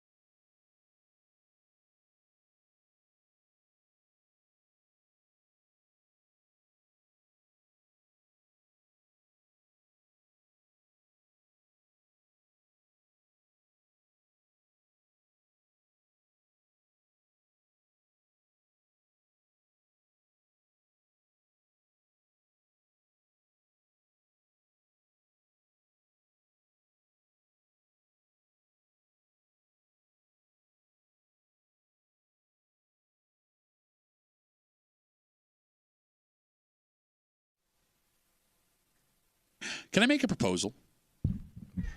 I'm sorry. Can I make a proposal? Go ahead, propose. The state of New York takes a week to inform us of all of the dangerous animals that live in the area. That Okay, well, you get like a chart. Yeah. And there are many, I know that. And the chances that you come across them, very small. Well, it's standard stuff. But we got a non-standard? I don't know. I'm not sure because I've never heard of this before. And again, although the chances of running into them are slim, this story proves the majority of people who come across them in New York, in our area, don't know what to do. And because of that, it can get real bad real fast. So you ain't never seen one? I've never seen one of these in person. I didn't even know these were around here. Where do they normally live? South? I thought so. Southern critter? Gonna bite your leg. Ass. Ass. You're hanging out in the break room, Rochester's Classic Rock 96.5. WCMF, how'd you like your chance of your share of $100,000? $100,000. Download the free Odyssey app, log in, listen to CMF on the app for 1 hour each weekday. Get your daily entry. That is your daily entry for your share of $100,000 in this national contest. Good luck from your friends here in the break room on CMF just after 7:45. Yeah. Not a recap, an update to the French pole vaulter story we told you about yesterday. Because they crank? We joked about this. I mean, Kimmy, I was not joking when I said there were better financial opportunities. Yeah, but now it's official. Yes, he has been made an offer. Oh. And we'll tell you what the offer is just after 7:45 here in the break room on CMF. Over the weekend, there was a small issue at Letchworth State Park. Okay, well, that's the wilderness. Grand Canyon to the east, from what I hear. Oh, yeah. The DEC was sent on a hunt for an injured timber rattlesnake. Timber rattlesnake? Rattler? Yep. Wait, it's injured? Yeah, that was walking near the walking trail in the park. All right. And the issue being the timber rattler is a venomous pit viper, and not like the cool sunglasses pit viper, like the dangerous pit viper. All right. He's venomous. Yes, and they're native to our area, which is strange because, Kimmy, our whole lives living in upstate New York, people always said, you know what's great about here? Yeah, we know dangerous animals that could kill you like that. You got it. The old timber rattler. By the way, the timber rattler is also an endangered species, which makes rounding them up more complicated. Oh. So the good news. State DEC says they got the snake. No one was hurt. They believe the snake had been hit by a car. Oh, Jesus. It's still alive? I know. I guess. You think it'd have a big-ass tire track in its back? It may have also had that. So the reality is it's rare to see a timber rattler around these parts. However, I think we need to change one small thing. What's that? 252-WCMF, 252-9263. Can you just tell us all of the animals that can kill us with poison in upstate New York? Do you want to know that? I do. All right. I do. Just be upfront about what is potentially waiting for me. Because the problem here is simple. Tommy, let's say I'm out on the trail at Letchworth because my wife has a terrible ID on a Saturday. Yeah. Right? And this snake, without me seeing it, for whatever reason, bites me. Yeah. What do I do now? You got to get, you got to get to the hospital. You sure? Yeah.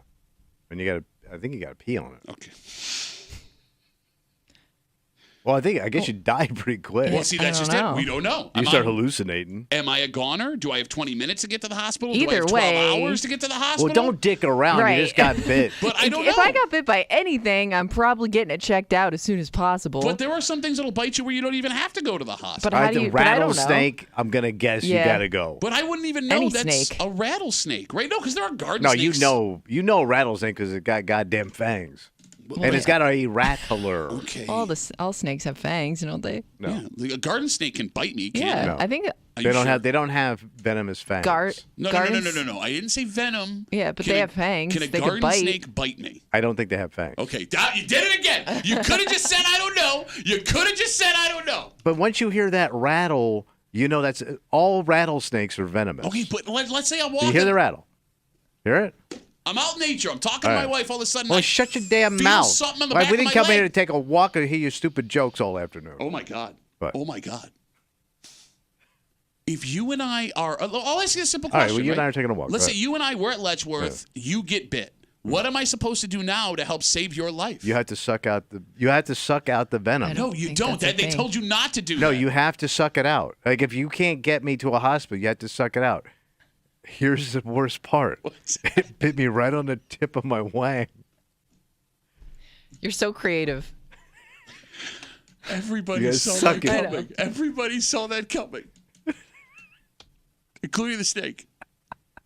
Look, we never learned this stuff because the majority of us were completely unaware that any of this was a possibility. If the animal can kill me, tell me it's here. And just be clear. Be clear that it is rare you'll come across one, that you don't have to worry about being attacked every time you leave the house. But they do say knowledge is power. And I would think the most powerful bit of knowledge is the one that keeps you from dying. Okay. Fair? But I think we know them all now. Okay. What did I just say? What snake did I just say? The timber rattler. Okay, damn.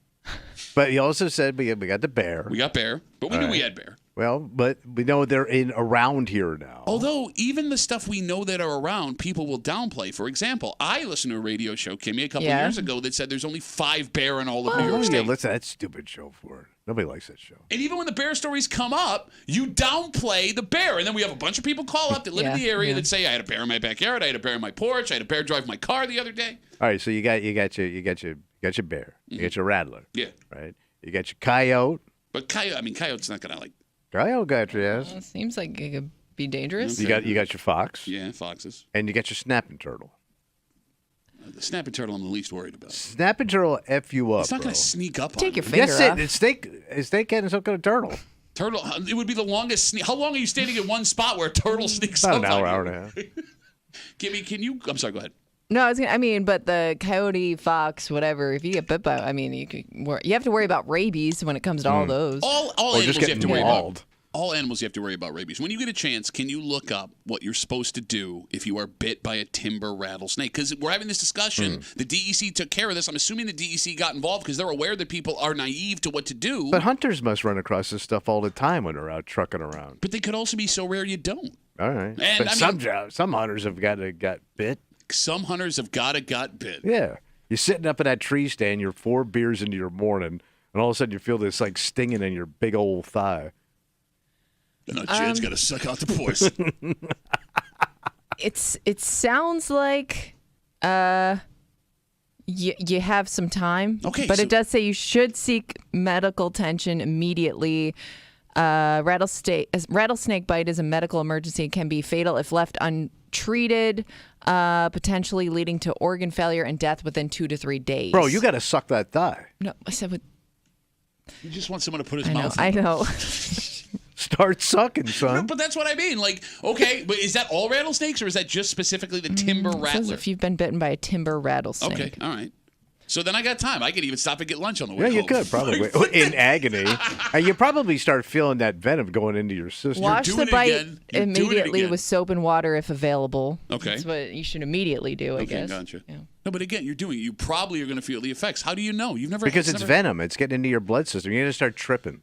Shut up! This is why we need this information. Okay, 252-WCMF, 252-9263. Again, a timber rattler was recovered by the DEC. They went on the hunt for it at Letchworth State Park over the weekend. Good news. They found the venomous pit viper. Nobody was hurt as far as they know. They believe the snake had been hit by a car, and that's why it was wandering around the walking trail there. And we get that they're rare. And that we're not going to come across them on a regular basis. But if it can actually hurt me, just let me know it's around. Because it wasn't until a couple of years ago that we even found out there were venomous snakes in the greater Rochester area. Right? Well, somebody called up and said there's some of them down by Charlotte. There's a lot of snakes around Charlotte, bro. Yeah, they were on the show with you back in the day. No, all right. Like, what else is out there that we don't know about? We know about poisonous. What would be left? No, because if we were just talking about bear, coyote, fox, all that stuff a couple years ago, we would say that's got to be it. What else is there left, right? But now there's the timber rattler. Are there frogs that can kill me? No. You sure? There ain't no poisonous northern frog. How do you know? I don't. You don't know. But there are poisonous frogs. I think they had to be in like tropical settings. Is there a fish that can kill me in Lake Ontario? Yeah, all of it.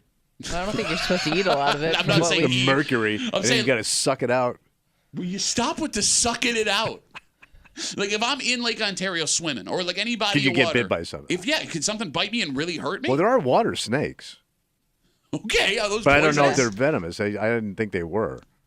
That'd be like a water moccasin or something. Are those up here? I thought they had to be in warm water. Okay.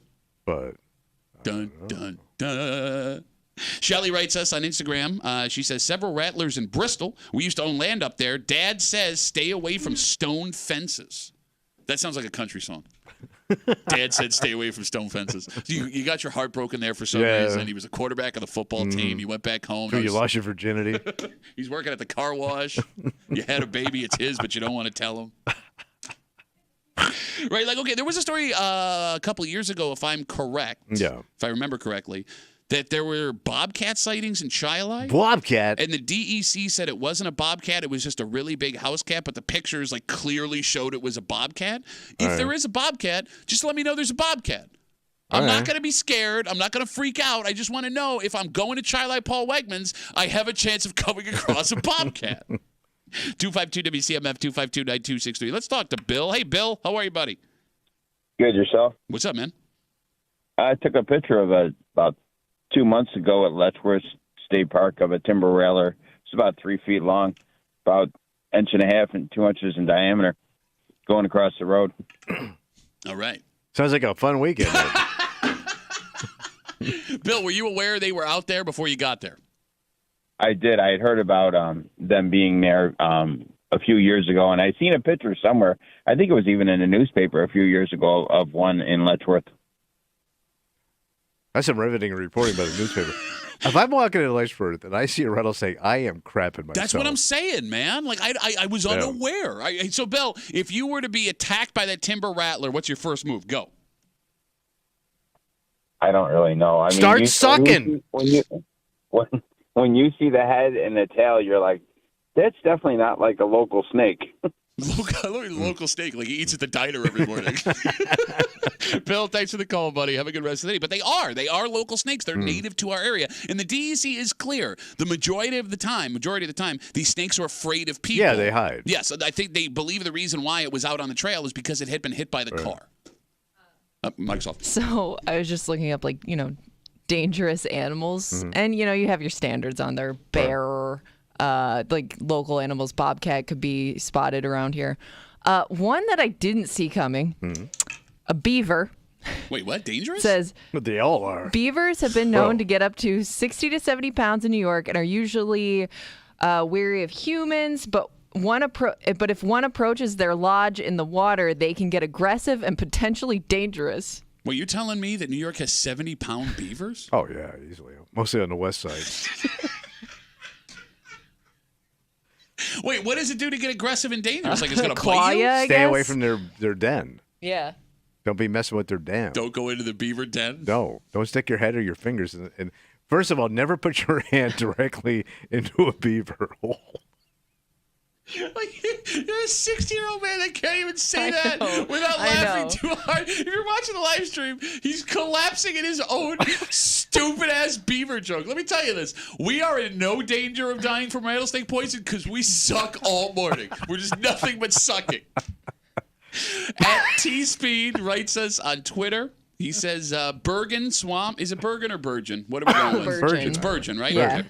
Bergen Swamp has a Mississauga Mississauga? Mississauga rattlesnakes. Oh, it's a Canadian snake. We also have water moccasins around the lakes, he says. We do? This is what I'm Those reading. are nasty. Are they? He just talked about them.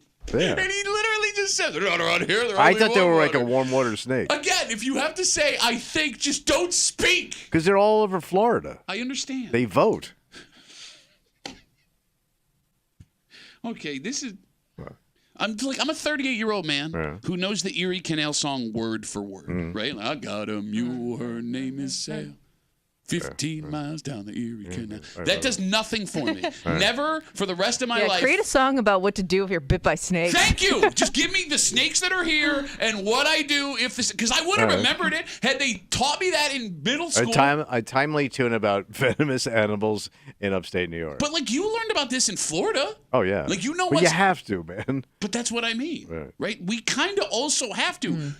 The chances it happens are low, but I would like to know. So you need to write a tune about a 70-pound beaver that could hurt you. What do you think the title of that song would be? I got a beaver, she 80 pound. What is wrong with you? That's it. Stuck my arm in, now I'm not around. I don't know. Shut up! Boo! Boo! Boo!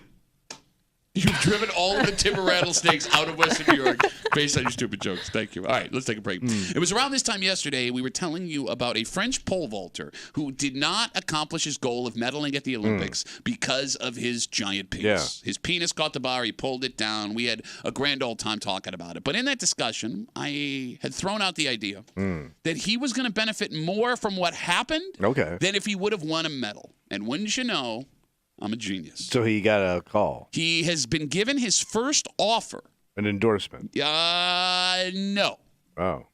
It would be more of a performance. But not the performance you're thinking. All right. Well, kind of. I'll explain. Okay. And Kimmy, this is a lot of money. It is, but I did think it would be more. Well, maybe this is just his first offer. All right, maybe. Well, I mean, you also have to talk about who you're dealing with here, right? I don't know if pole vaulters, they're probably not millionaires. No. You never know. No. But usually when you've seen these offers in the past, they're like, holy crap. Okay. You know what I mean? All right. Well, this man could make a whole bunch of money for 1 hour of work. Oh. As long as he doesn't mind this following him around for the rest of his life. Oh. We'll tell you all about it next here in the break room on 96.5 WCMF.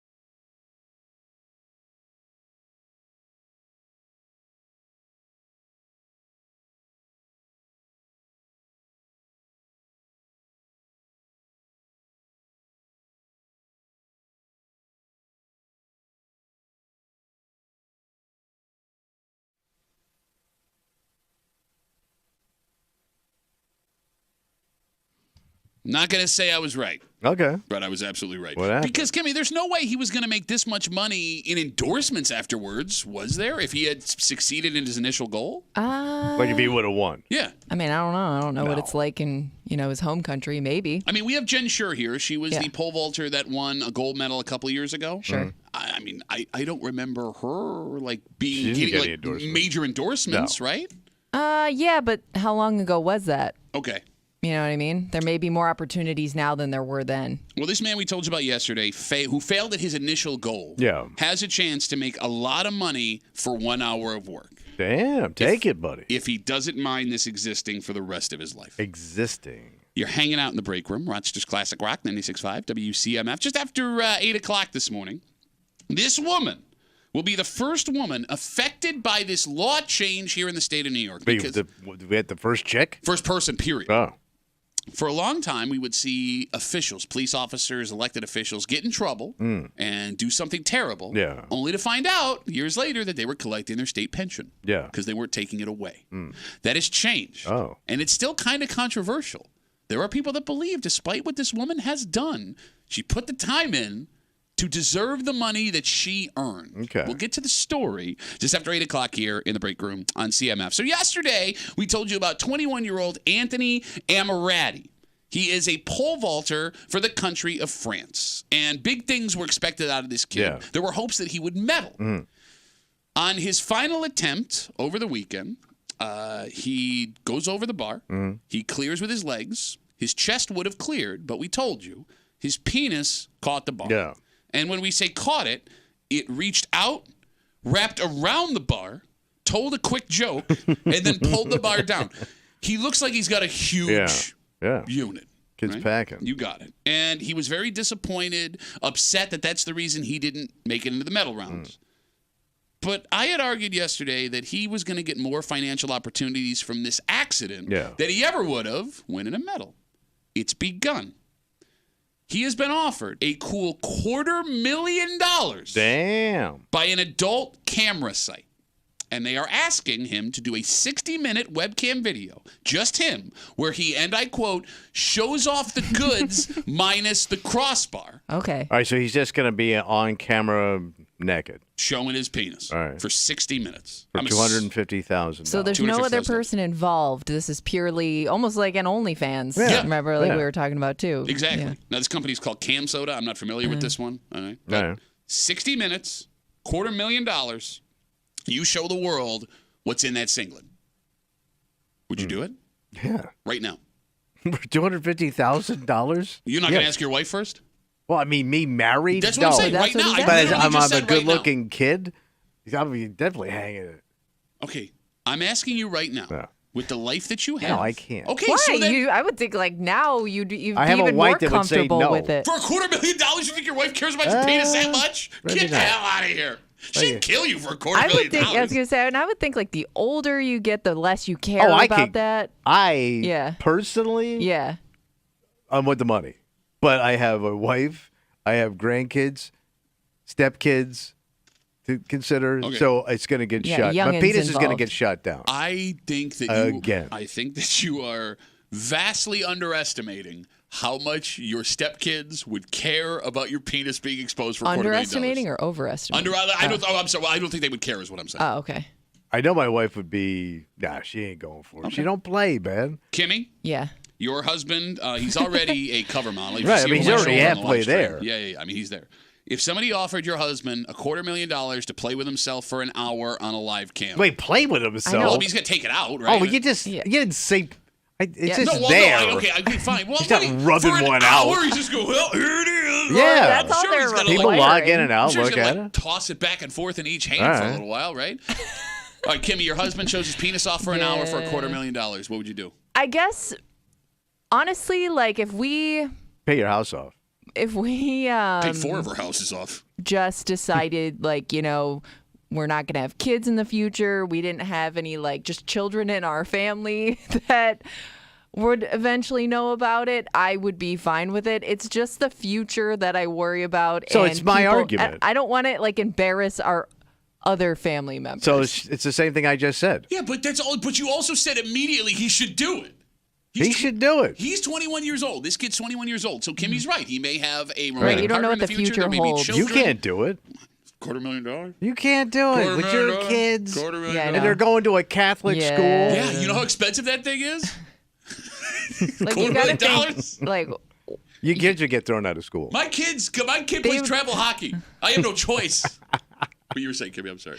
yeah, I mean, think of like other kids teasing your kids about it. Well, what's with their parents letting them see what I was doing? That's an adults-only site. Your parents should get you thrown out of the private school. Everybody would know. Everybody would definitely know about this one. I understand. Yeah. Right?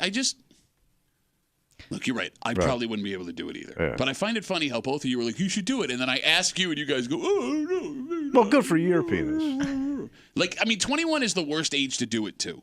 Because, like, you can make the argument, which Kimmy made, and she's right, that, bro, where's your penis going? Right? Like, you know, you need that money. Yeah. Badly. You don't even have a house. Yeah. Kimmy, you can make the argument that your husband, I mean, I guess there isn't an argument for your husband. I just think a lot of women would want to see his penis. But this man, he's got his entire life ahead of him. Right. I think the younger you are, the more difficult that decision is to make, not knowing the future. Which is funny, though, because the younger you are, the more likely you are to say yes to doing something. And that's when your penis has the most value, is then. Oh, my God. You want to try that again? No, I mean, I think people would like to see a young man's penis than my old shriveled dead crank. Well, no, but there's something out there for everybody, right? No, I mean, let me ask you this. 2 penises come in the door, right now. Worst joke I've ever heard in my life. Young Frenchman comes in the door. Young Frenchman. All right. Versus Spizzano. Why? You can't make it personal. Yeah. Spizzano comes in. So you got Frenchman's crank, young, handsome, athletic crank, and old radio crank. A crank on a crank. You're not taking that old crank, man. Like, this is the most value his crank. This is also an Olympic athlete. You factor that in, too. But understand this. That's the most money his penis will ever have is most valuable. Oh, is right now. Whoa. So sell at the high of the market. Because every year, just like a car, your penis loses value. As soon as you marry your husband, 50% of the value of that penis is gone. It's like an old Chevy. 252-WCMF, 252-9263. We're telling you again about 21-year-old Anthony Amirati. He's the pole vaulter from France whose penis took down the bar and cost him a medal in the Olympics over the weekend. He has been offered $250,000 to do a 60-minute solo camera show. Yeah. Right? Just taking it Just out. Sit there and show it off. Showing it to everybody. And both of you go, Pat wants a little bit of a show, though. I can't imagine. He wants a little touchy time. I would think that was probably part of the deal, right? I mean, you're just going to... If you're him, I'd negotiate more for that, right? Yeah. I mean, you're just starting. You're right. Never take the first offer. But I can't... Would it even be fun to just stare at it for 60 minutes if you're like someone who's into that? Well, I think that's what people are going to do. Well, no. Like, let me... Like, to people your are going point, to I look at think- it and, play with themselves, I guess. Do you think more people would tune in just out of curiosity? Like, I'm not thinking- even no, I'm thinking expecting pervs. anything? I'm thinking lady pervs. Let me ask you a question. Regular pervs. This is the second day we've talked about this. You saw the video after we discussed Oh, it yeah. yesterday. It's a flapper. This is the world's most famous penis at the moment.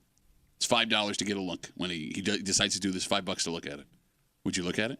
For $5? $5. Yeah, I think that's not a bad investment.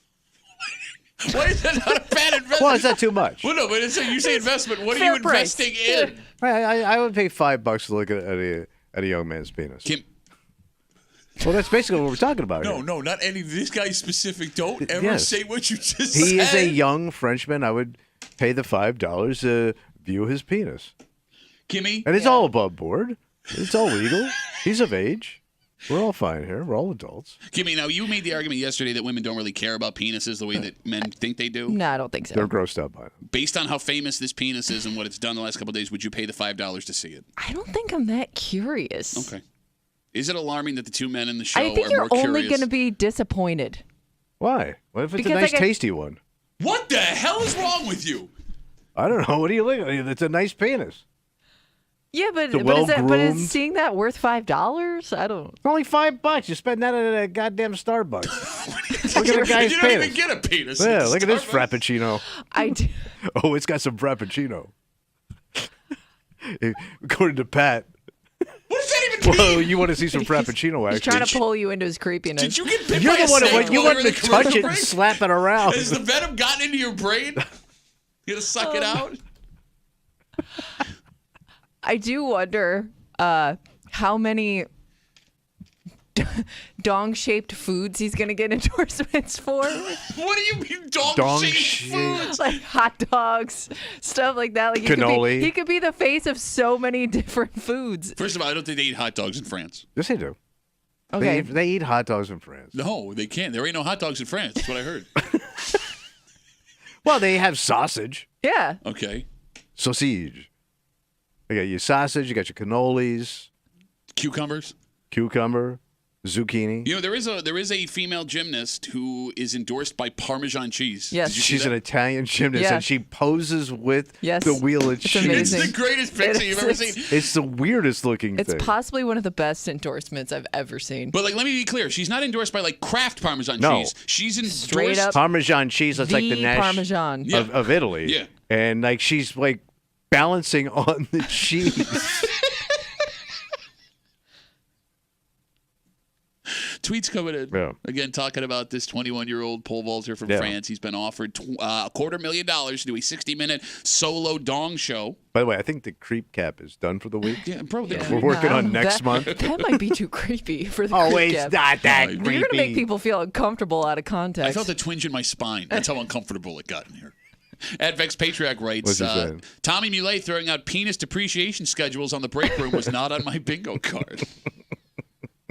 Miss Chudmuffin writes this on Twitter. Yeah, what's she saying? His dong would be the model for future bachelorette cakes. Do they still do penis-shaped cakes? Probably. Penis pops?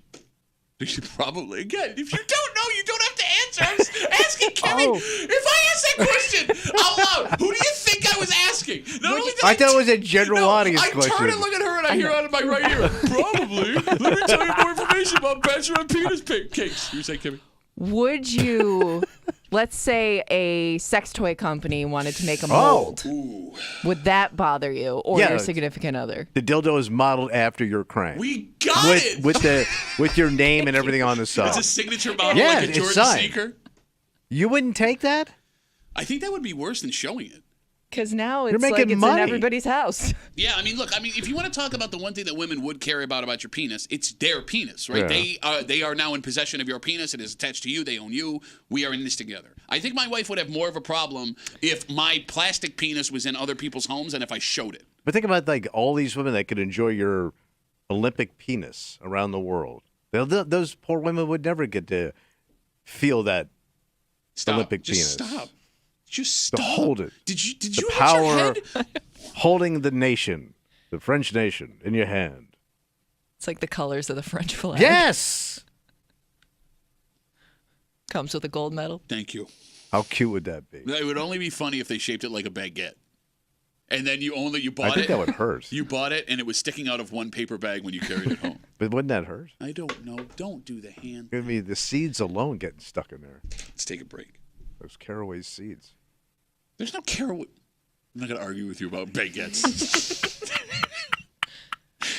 This woman is making history in the state of New York. Wait, what's she doing? Well, she's only making history because she got in a whole bunch of trouble. And we'll recap the allegations. Right. This starts with a Mom Vic story. All right. But this woman will no longer reap the benefits that she herself earned with all of her years. Oh, they're clipping it. Yes. This is brand new. She's the first person in New York State to be affected by this. And even though, to me, it seems logical, there is someone in this room in the past that has argued this is a bad policy. And there are lots of people in the state of New York who say this is not fair to this woman. Right. We'll tell you the story next here at the Break Room on 96.5 WCMF.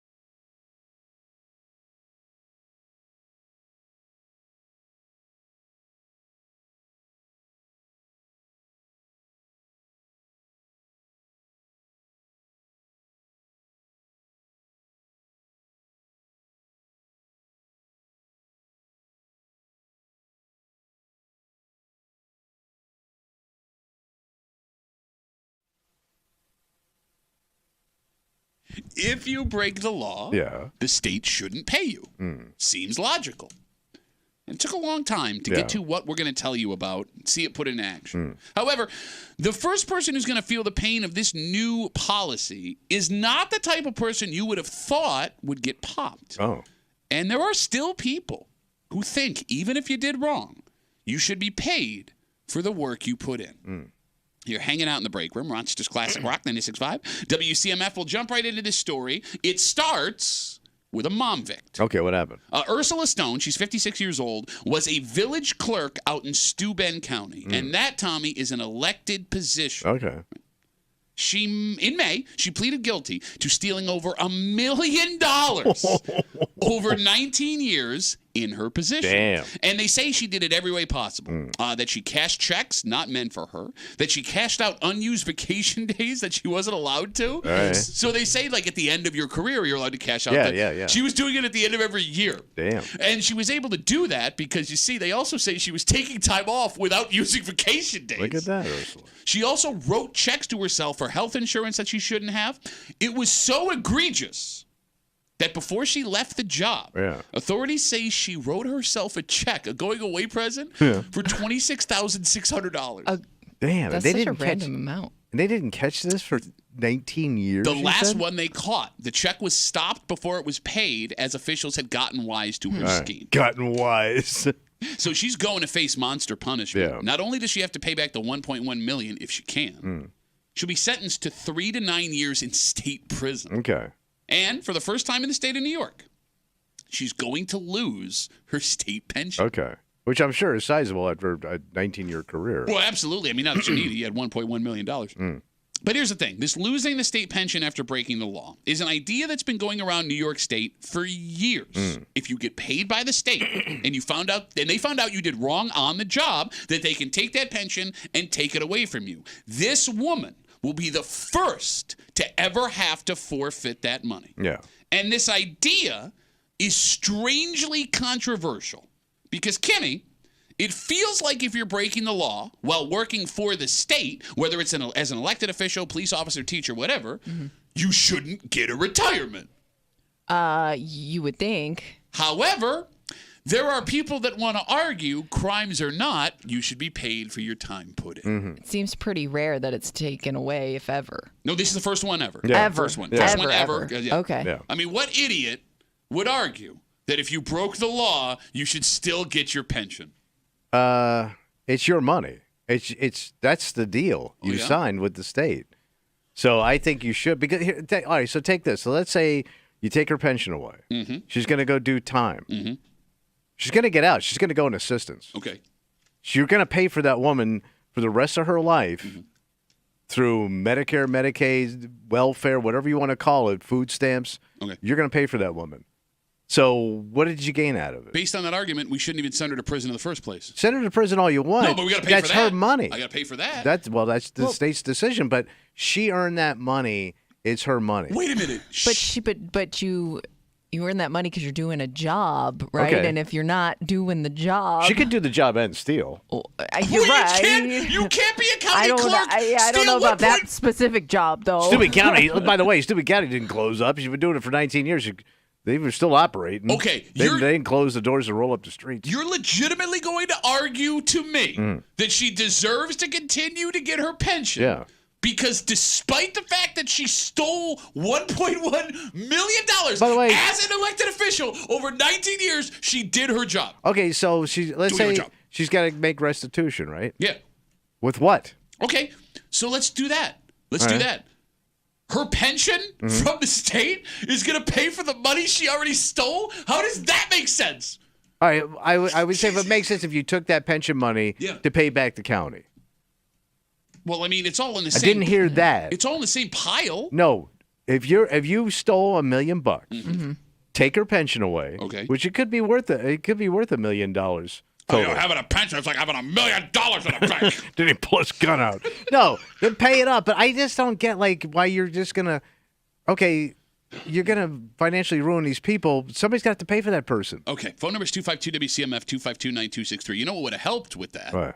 Saving the $1.1 million you stole over 19 years as an elected official. So I think, too, if you get a state pension, you don't have a 401k. You have a state pension. You can have both. You can put into a 401k. Can you establish both? I did. Who are you asking? I don't know. Who are you? Look at me. Look me in the face. Right. Oh, you. Hey, guy wearing a T-shirt that says "Violent Gentleman" on it. Can you have both a 401k and a state pension? I don't know how that works because if she never had the ability to even set up a separate retirement. I hear you, man. It really sucks that she accidentally stole $1.1 million. Look, she's guilty. There's a lot of guilty people doing bad, but I don't think you should touch their money. Okay. By the way, yes, it is possible to have a 401k and a state pension at the same time. The phone number is 252-WCMF, 252-9263. Does this woman who had an elected position in Steuben County, who stole $1.1 million over 19 years, deserve to lose her pension, the first person ever? Because, again, if she didn't, you would have this very funny scenario where the state pension she was getting was being used to pay back the $1 million she stole. And maybe this story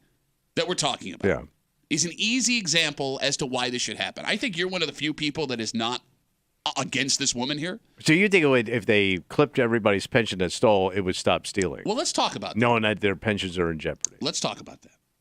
The most controversial use of this, it seems, would involve police officers. And those would be law enforcement officials who have had the time to retire, but had the time on to retire, but get busted doing something. Right. Last couple of years, you have seen officers in the news face accusations, and it turns out that right before the charges were filed, they retired. Right. So they didn't lose their pension. Exactly. Right. And the state couldn't do anything about it. Right. In fact, there was a guy accused in a gambling ring locally, a state trooper who was accused of tipping off a bookie. I believe he pleaded guilty to that. He retired right before the charges came. Okay, so should a guy like that lose his state pension? No. I mean, the guy also put his life on the line for so many years. Just because he did one thing wrong, he also probably had times where he laid it on the line. Granted, he did a bad thing, but like to clip a guy's 20 years of money over one thing. You mean committing a crime? The thing that you are there to not do? That's how I know you know you're an idiot. You committed a crime. You do it in time. Hands like an idiot. No, I don't think you should lose. Okay, first of all. And I don't think clipping these pensions are going to stop this. Okay, fine. Greed is greed, man. It ain't got a conscience. So you don't think that someone looking at an opportunity to do wrong would take a second, step back, and say, wait a minute, I lose my opportunity to feed my family for the rest of my life. Especially in someone like a police officer where you could put 20 or 25 years on and get half pension the rest of your life. They commit these crimes, they blow up their careers. Okay. And their lives and their reputations, and it didn't stop them. I just find it so weird. And I get that you're a known thief, so maybe there's like sympathy here. I just don't get how you can come down on the side of someone who's ripping all of us off. I get for ripping them off, but you're... Us. But this person's not going to go away. You're going to have to pay for them. Okay. You're going to have to, if they're financially ruined, he goes on assistance. The state's going to pay. Okay. I'm guessing that the financial assistance that person will go on is less than the pension You don't know how long that guy's going to live. That guy could live to be 100 years old. Yeah, and if he lives to be 100 years old, he collects his pension every year till he's dead. Like, is there any crime that he earned? Shut up! Stop pointing at me. I mean, is there any crime that person that could commit where you feel like they don't deserve the pension? Give me a horrible crime. Name one, and they kill somebody. Okay. I'm asking. Would you still be okay with them getting their pension in that case? Okay, so let's say it doesn't even have to be on the job. Oh, they just committed murder? Just committed. Did you just say just commit a murder? Well, standard as murder. Like that's a casual thing that you do on a Friday? Like a casual ass murder. Wait, you were murdering last weekend? Yeah, they committed like a murder. Friday night murder. Sure. Regular old Friday night handgun murder. Okay, yeah, what? Off duty. Yeah. Off duty murder. Okay. Give the pension. You're ready. Come on. Freaking mind. So there's no limit in your mind. Nothing somebody could do to lose that once you've done. I think if you cut a deal with somebody, you say you do this, we're going to pay you. Oh. Like you punish them, put them in jail. Cut a deal. You do all that. Deal that deal is their money. You mean like the deal, like, hey, don't break the law while you're doing this job? You know, the job where you are an elected official that establishes the law, a law enforcement official that enforces the law. No, you can't say they did not hold up their end of the deal. All right. I mean, don't forget, it's collateral damage, too, because the children get affected, the wife gets affected, their grandchildren, all that. What about the people who were affected by the scam? Their children get affected, their grandchildren get affected, those people go on assistance potentially? In this case of the woman stealing, there are probably programs that were affected by not getting programs never work out. The people don't show up funds that they needed. I mean, there were people that were obviously shorted money throughout this whole scam. I'm just saying, listen, there's a lot of victims here, but you're just creating more victims. You're creating No. And they're not a victim. A victim is someone who is it happens out of their control. No, but I'm saying like the children, the wife of whoever does these things, they're also victims. And I know people don't like to think that way, but those people got hurt. They didn't do anything. Sure. And they were relying on that money. So now you got a poor, shoeless child walking the streets looking for food. This woman's in her 50s. She got a shoeless child? Shoeless child, yes. Crying in the streets. 252 WCMF. Again, we're talking about this woman. Her name's Ursula Stone. She's 56. For 19 years, she was the village clerk in village in Steuben County, elected official. Yeah. Over that 19 years, she stole $1.1 million, and she did it in like every way imaginable. She is the first person in the state of New York, after being convicted of this, to have her state pension taken away. And this would apply to elected officials, anybody paid by the state. Law enforcement seems to be the most controversial, and it is the reason, it seems, when police officers are accused of something, they will retire before the charges are filed, right? Tommy doesn't want anyone to lose their pension because they made a deal, and part of that deal was me being able to break the law whenever I wanted to and still get paid. Let's talk to Jeremy. Hey, Jeremy. How are you, brother? If I wanted to go down and get a job at the Dollar Tree, I would have to sign an infinite amount of paperwork saying what I should and shouldn't do. And what will be detailed in there is terms of termination and terms on my health insurance and stuff like that. For as long as I can remember, this sort of thing, people stealing from government offices or elected officials doing the same thing, has been happening. I don't understand why the state does not implement some kind of contract when you're hired, saying if you do this and maybe not this, you are still eligible for your pension, or you're not eligible for your pension. This would seem to eliminate all these crazy theories about what people should do. It's in black and white. It's in front of you. I mean, Jeremy, why does this not get done? I'm sorry, I don't mean to cut you off. Now, I don't know what this new policy, because this has been hanging around since 2011. Oh. And it's been going back and forth. Like, it was passed in 2011, and there's been amendments and all this stuff made. She's the first one. I don't know if, Jeremy, that is part of this now, and that's how they were able to get around taking the pensions away. Maybe it is, but 2011? How many stories have we had since 2011 where this occurs, that people are doing the balancing act with their hands? What should we do? What should we not do? It should be outlined in black and white. It should not be a question. Preach, brother. Jeremy. Black and white. I don't like the word preach. It brings back horrid memories. Okay, sorry. Please don't say that again. I'm offended. Stand up and tell them. Tell them, Jeremy. Stand up and tell them. Shout from the rooftops. You silly ass people. All right, bye, Jeremy. Thanks, buddy. I mean, it makes perfect sense. What he just described makes perfect sense. Confiscation of personal property. Taking away my money. But it's not your property. You haven't gotten it yet. Well, your argument is, if I get fired from my job, you got fired from they should keep paying me because, I need that money. That's your argument. Yeah, it kind of is. Wait a minute. What, you fired me? I needed to provide is your argument. All right, so let's say you get fired from here. In your world, I should be able to get fired from my job and keep collecting a check because my children need shoes. No, it's not like that. So let's say you get fired from here. Okay. Mm-hmm. And since you were here, you established a 401k through the company. Sure, yeah. Which is all right. Mm-hmm. So they should take that money back. Their portion of it. I'd be no, fine with they that. should. No, they should take it all. Well, part of it's my money. I earned that money. Oh, so did that officer. No, he didn't. So did that woman. She earned it too. She did her job. It's not even close to the same thing. It's the same thing. No, it's not.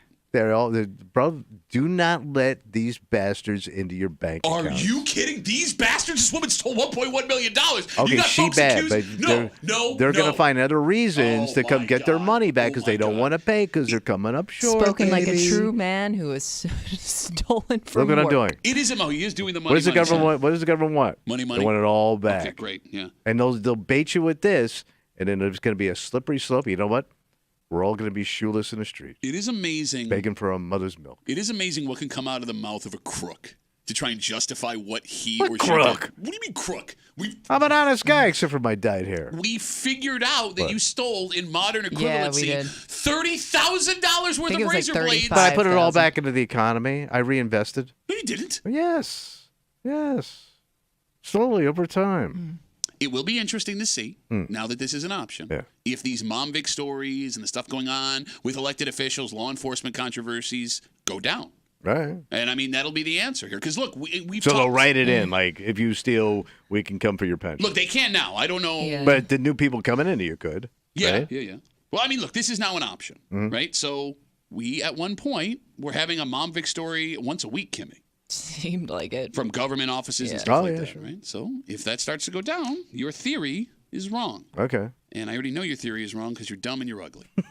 And your pension has been taken away. What? You kidding? They give you a I've pension. got tens in there. All right, let's take a break. The death of a pet is hard. Oh, my God. In fact, this stone that sits across from me, the only time we know of him getting emotional is when your dog dies. It's worse than when people check out, man. Holy It is. crap, man. It is. Well, the little faces. Then this place is for you Oh. because this facility, this company that's building a new facility, it seems out in Webster. What are they doing? They're offering some unique options to mourn the death of your pet. Oh. And Kimmy, I know you're a dog lover. Yeah. If you're invited to one of these, you don't have to. I know it exists. But you don't have to go, right? You kind of have to be You there. don't. For what reason? Wait, I'm getting invited to something? We'll get Or I into could? it. We'll get into it next here at the break room on 96.5 WCMF.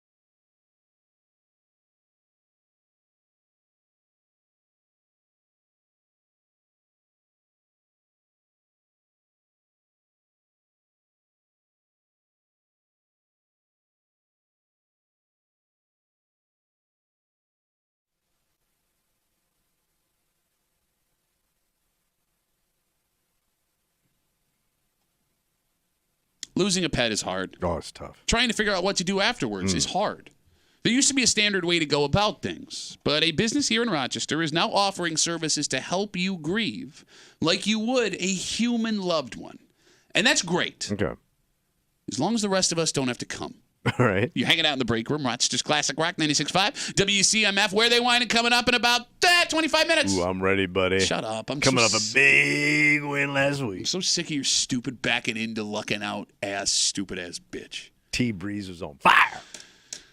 Where They Whining, about 25 minutes here in the break room on CMF. Pets at Peace is a pet cremation facility. Yeah. They are owned by Harris Funeral Home. And on Monday, they broke ground in a new facility on Empire Boulevard. So what is it? Well, their hook is that they will offer things that other pet cremation facilities will not. They'll do private pet cremation. Okay. They will write you a pet obituary. All right. And they'll sell you jewelry to put some of your pet's ashes in. They also have a room for a pet memorial service. So like a service? Yes. Okay. So like the pet would be in the either the little coffin or the urn. Yep. And you could pay, and people could have visit. Yeah. Can we talk about that for a second? So I'm going to read you the description from their website about the potential for pet memorial services. Quote, we allow you to invite members of your family, even your four-legged family members, to come and say goodbye. We can help you host a pet memorial service that's fitting of the love you shared with your pet. And you got 4 options. You got 15 minutes, 30 minutes, 60 minutes, or more for the memorial service. 252-WCMF, 252-9263. You don't have to go to a pet memorial service, right? Like if somebody invites you because their dog, you don't. Depends how close up to the person. I would rather go to that than some people have had to go sit through that. I didn't like it at all. No, I don't want to go to any of them. I think you got to go. Why do you I think have if to somebody go? that you know, if a friend or family member is putting this much effort into their beloved pet, you got to go. You have to go support. No, they want you there. They want, they want their friends and family members to come and be there for them. Game. Yeah.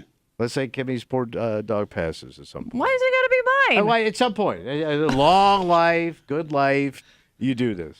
And you invite us. Yeah. I'm going.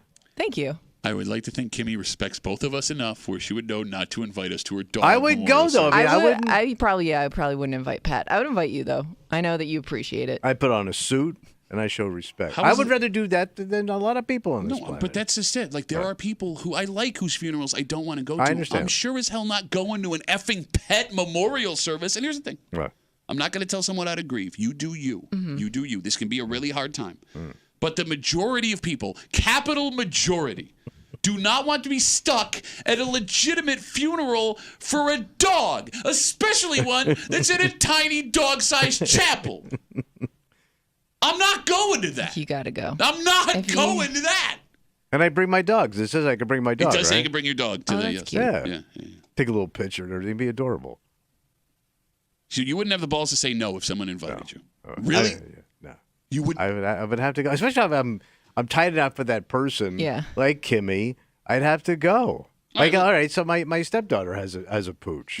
She has 2 pooches. If they drop, if she want to do this, I'm gonna have to go. Yeah. If your daughters grow up and get pets that they are attached to, you have to go. Okay, that's the only one. That's the only one. But you have to out of the obligation. I mean, yes, I would have to be close to that person. No, but outside of related to me, and when I say related, my children. Like if you my brother... You wouldn't go coworker? No, absolutely not. There is not a coworker. But we're your only friends. This is true. Looks like I don't have any friends left. Well, you wouldn't be friends with me if I looked you in the face and said, Kimmy, I'm really sorry. Yeah, because you're just doing it to be a dick no, at that point. Why am I wasting my time?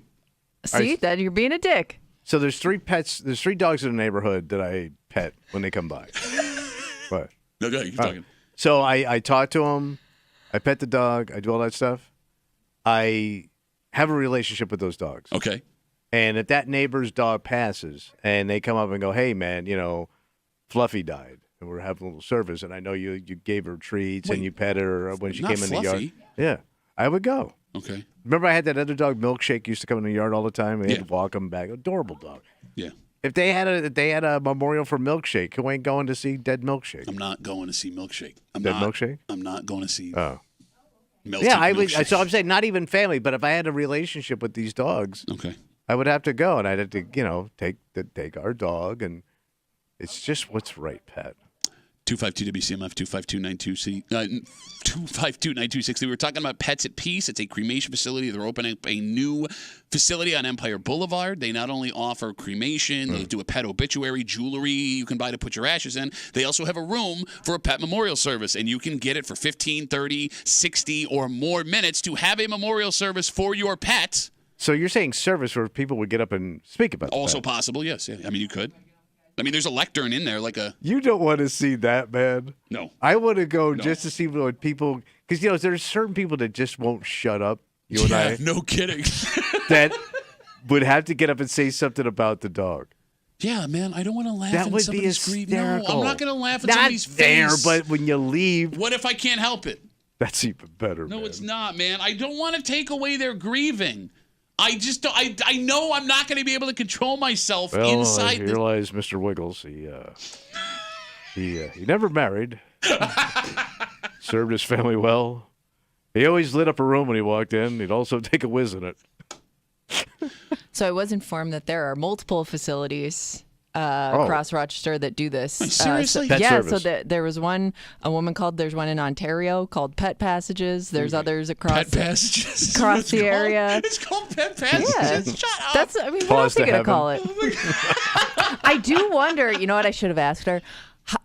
What the limit of animal is. Like how big it'll get? No. Like what other pets they've had. I'm guessing if you cut them a check, they'll take any animal. I don't know. Including Grandpa. What do you wear to a dog memorial service? Well, you dress up nice. Put on your Sunday best. I got to wear a tie? Not a tie, but you can't look raggedy like you do now. Why? I'm not wearing a sport coat to a dog funeral. You put on slacks and a dress shirt. No. Lace shoe. Lace shoe? Yeah. Like Rover would have wanted? Do I have to bring stuff? Like, do you spend money on flowers? Yeah, flowers. For who? And little treats. Shut up. For the dead dog? Yeah, for heaven. Heavenly treats. Wait, you think that... Maybe get treats for the other dogs. No. Okay. What's the responsibility of the person hosting the dog memorial? Because when a person dies, there are festivities after. The family will cover food, drink somewhere. Or you go back to the house. Okay, so there's going to be cold cuts? Cold cut sandwiches. For the dog. Is there open bar? Open B? Open B, yeah. If I host one, open B. It's not enough to get me to go. And a good cold cut. But I do feel like you've gone to other things you don't want to go to for friends and family. Why draw the line here? Because those are people. Those are human but beings. But they may be throwing parties you don't want to go to for stupid reasons. Yes, I mean, we've all been stuck at stupid. I could not look myself in the mirror as a human being knowing that I went to a dog memorial service. Yeah, but that means more to that person than, let's say, they're just throwing like a theme party for the hell of it that you feel obligated. Like, you'll go to that, but you won't go to something that, makes them emotional or something that they really need your support. Sometimes sometimes you can't say no. So my sister, she was a born-again Christian. Yes. And she got baptized as an adult. And they did it outside. They went into they did it at the beach in Jupiter, Florida. Okay. And she also got her dog baptized when she got baptized. So when she went to heaven, Becky, her little terrier, would be with her in heaven. So, like, I wasn't around, thank God. Okay. But, like, my mother and father, my father probably bailed, and family went down there to watch her get baptized and the dog get baptized. So that means, wait, did the dog accept human Jesus or dog Jesus? Human Jesus. Is there a dog Jesus? No, there's just Jesus. Okay. Ain't no dog Jesus. All dogs go to heaven. That's according to that documentary. Yeah. Right. So, so the dog is in heaven with my sister according to the plan. Okay. I want to. Let me say this. Let me say this. And that was a legit thing. No, man. it wasn't a legit thing, though. No, it was to her. You didn't legitimately baptize a dog. I know, okay. but to her, it meant something. All right, look again. I understand that losing a pet can be very, very hard. I'm starting to think maybe not. No. I don't want to tell people how to grieve. Absolutely. Right? Whatever it takes for you to get there, I completely understand. Right. That being said. Yeah. If anybody complains about the country we live in anymore, about how bad things are, I know. We're doing shut up. I know. Because there are multiple facilities in the greater Rochester area where you can have a funeral for your dog. Like, I don't want to hear about, things cost too much. The fact that you could go to different places. If you wanted to, you could have multiple funerals for your dog at different facilities. Yes. Like, but here's the thing. Come on! You talk a big-ass game, right? What? So back when I first met you, Yeah. and I was living at that house, I had my dog. Yeah. Let's say my dog took a pass. Yeah. Right? And that's all he had. Yeah. And I call you up, and a bunch of the comedy guys go, hey, man, I'm having a big service for Scotch. And then a little something afterwards. Wait. You're looking at me, 38-year-old man with 2 children. No, I'm talking about back in the day. No, I understand what I'm explaining. Yeah. I'm a 38-year-old man who was softened because of my 2 daughters, right? A much different, softer person than I was. You think that 18, 19-year-old me would look you in the face if there and was go, free booze, bro, you're going. By the way, free booze and cold cuts. His fat ass would be first one in line at the goddamn fixin' bar, Yeah. and then he'd be drinking the booze like he's going off to war. If you would have absolutely been there. Oh, then he would have 18. got up and done 10 minutes of his stupid set. If I would have gone, I would have laughed in your face But the you entire wouldn't be time. there. No, I don't think I would have gone. I'm telling you. You I don't showed think up I'd at every. You showed up to everything deadbeat else. ass showed up at My everything. deadbeat ass is man with nothing in rooms in his house. And then how did you know that? It was inside your house. Yes, thank you. Why? Because I house sat for you for free. I For do you free, a you favor. got to stay there and bang all those goddamn slobs. Your mom was never there while I was there. Let's take a break. God bless all you pets in heaven. Yes. Man, this has been a rough month, Kimmy, for the we don't get tornadoes in upstate New York. Yeah, this one was. I don't know. Were they predicting anything like this? We'll get into yesterday? it. I didn't see anything, but we knew there was severe weather. Yeah. Yes. We'll get into it next here at the break room. On CMF.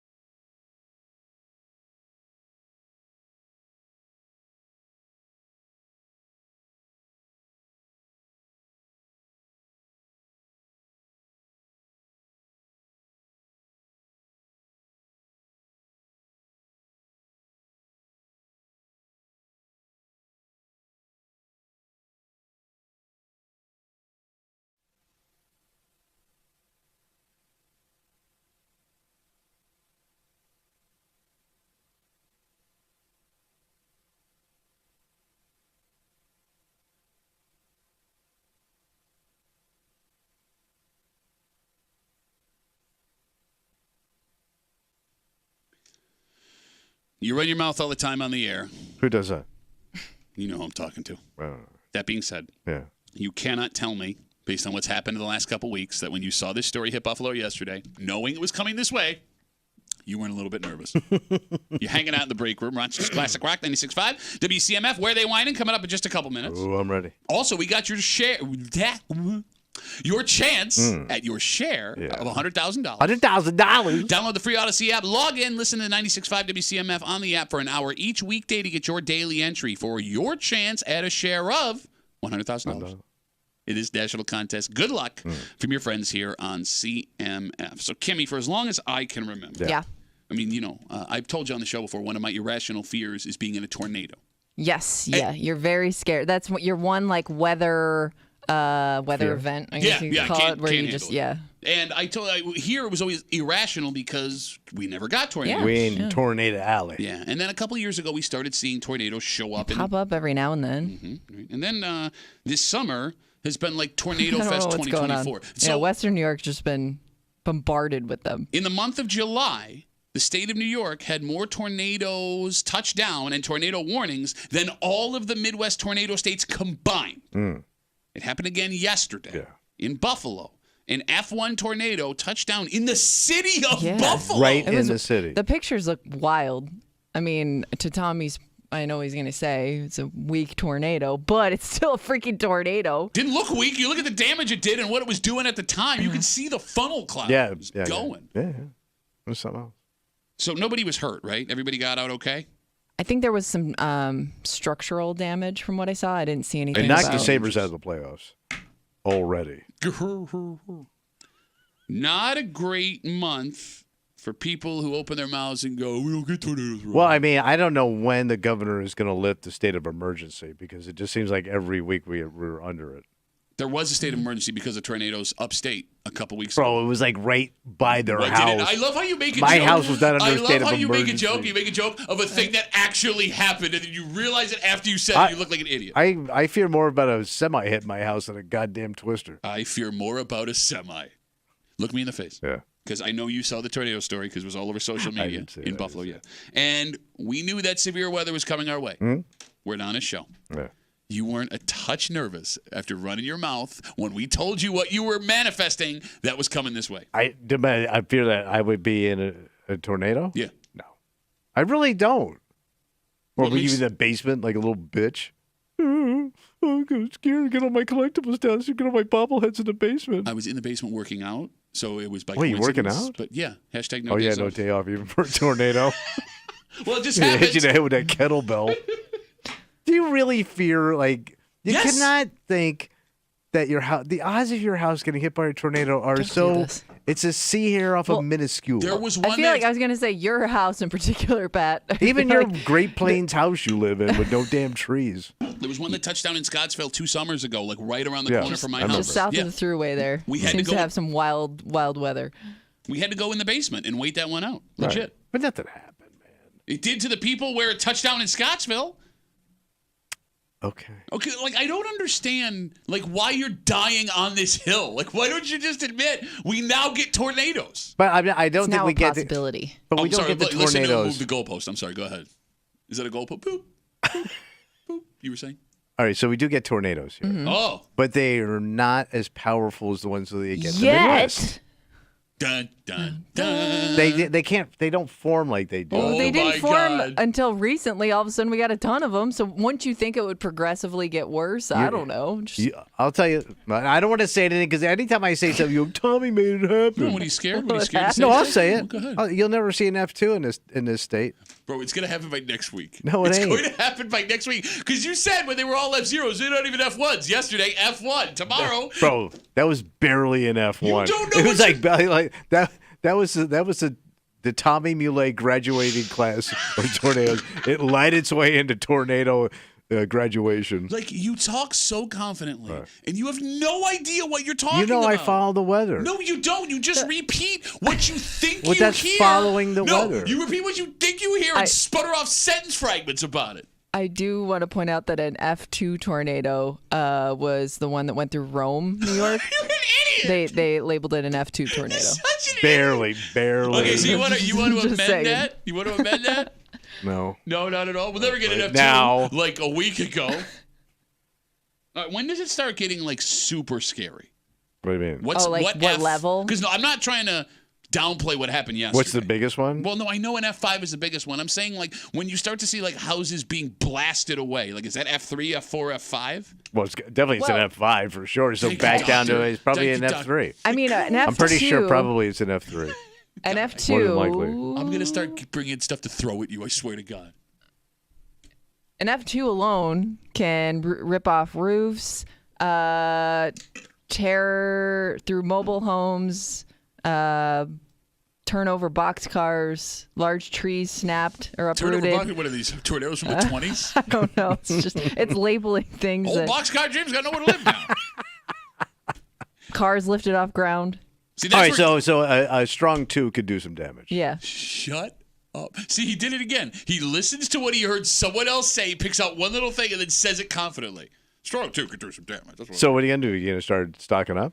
Well, no, I'm not going to stock up. I'm just saying, like, I think it's fair now to be nervous about severe weather warnings. Bro, there's enough to be nervous about. I got to lump this on, too? Yes, I love how you think because there's other things going on, you don't have to... Inflation. What's going on in the Middle East? Up. You're worried about the Middle East? No, I'm not. It's Okay. Middle East is way over there. So then you have time to be worried about tornadoes, then. No, I don't. Because there's nothing you can do about it. You can go in the basement. Bro, if you can get to the basement in time. Oh, well, a second ago, I don't have to worry about it. Now it's if you get to the basement in time. So would you be willing to pay your hard-earned tax dollars for a tornado warning system where they have the sirens that go off like they have in the Midwest? Well, you need those. Well, no. They have them in Kansas. We are now at the point where you can, like, fire off some instant thing to my phone, right? That's all I need, that's right? true. But not everybody You get has the access to severe their phone while they're working. Weather service. There's people that are working all over town, but they're not hearing their phone. Don't we already have sirens? It's for Gannett. But couldn't you just use those sirens for a then you're different gonna purpose? Then you think Gannett's melting down, No, which but is they're- worse than a tornado. No, you need it. It's a different siren. Is it? Yeah. No, don't listen to him. I don't know. What's it sound like? Twister! Twister over here. Twister's coming. F2 people. We have spent this whole break talking about Kimmy, how he doesn't know what he's talking about. He says one thing, and you're like, really? I don't know. He seems like a guy, though, that pays attention to sirens. I do. anything. I pay attention to sirens. All right. Phone number is 252-WCMF, 252-9263. It is Tuesday. It is 9 o'clock. It is that time. Kimmy's got her post. She's going to read. Hopefully some idiot doesn't tornado ass backwards into another win this week. Tommy three-peats. Shut up. Shut up. That's not even a creative name. T-Breeze Nation. Where did Here's how you know T-Breeze sucks as a nickname. Nobody's called him T-Breeze. He's been trying to make it a thing for a month. Where are they whining? Next, here in the break room on 96.5 WCMF.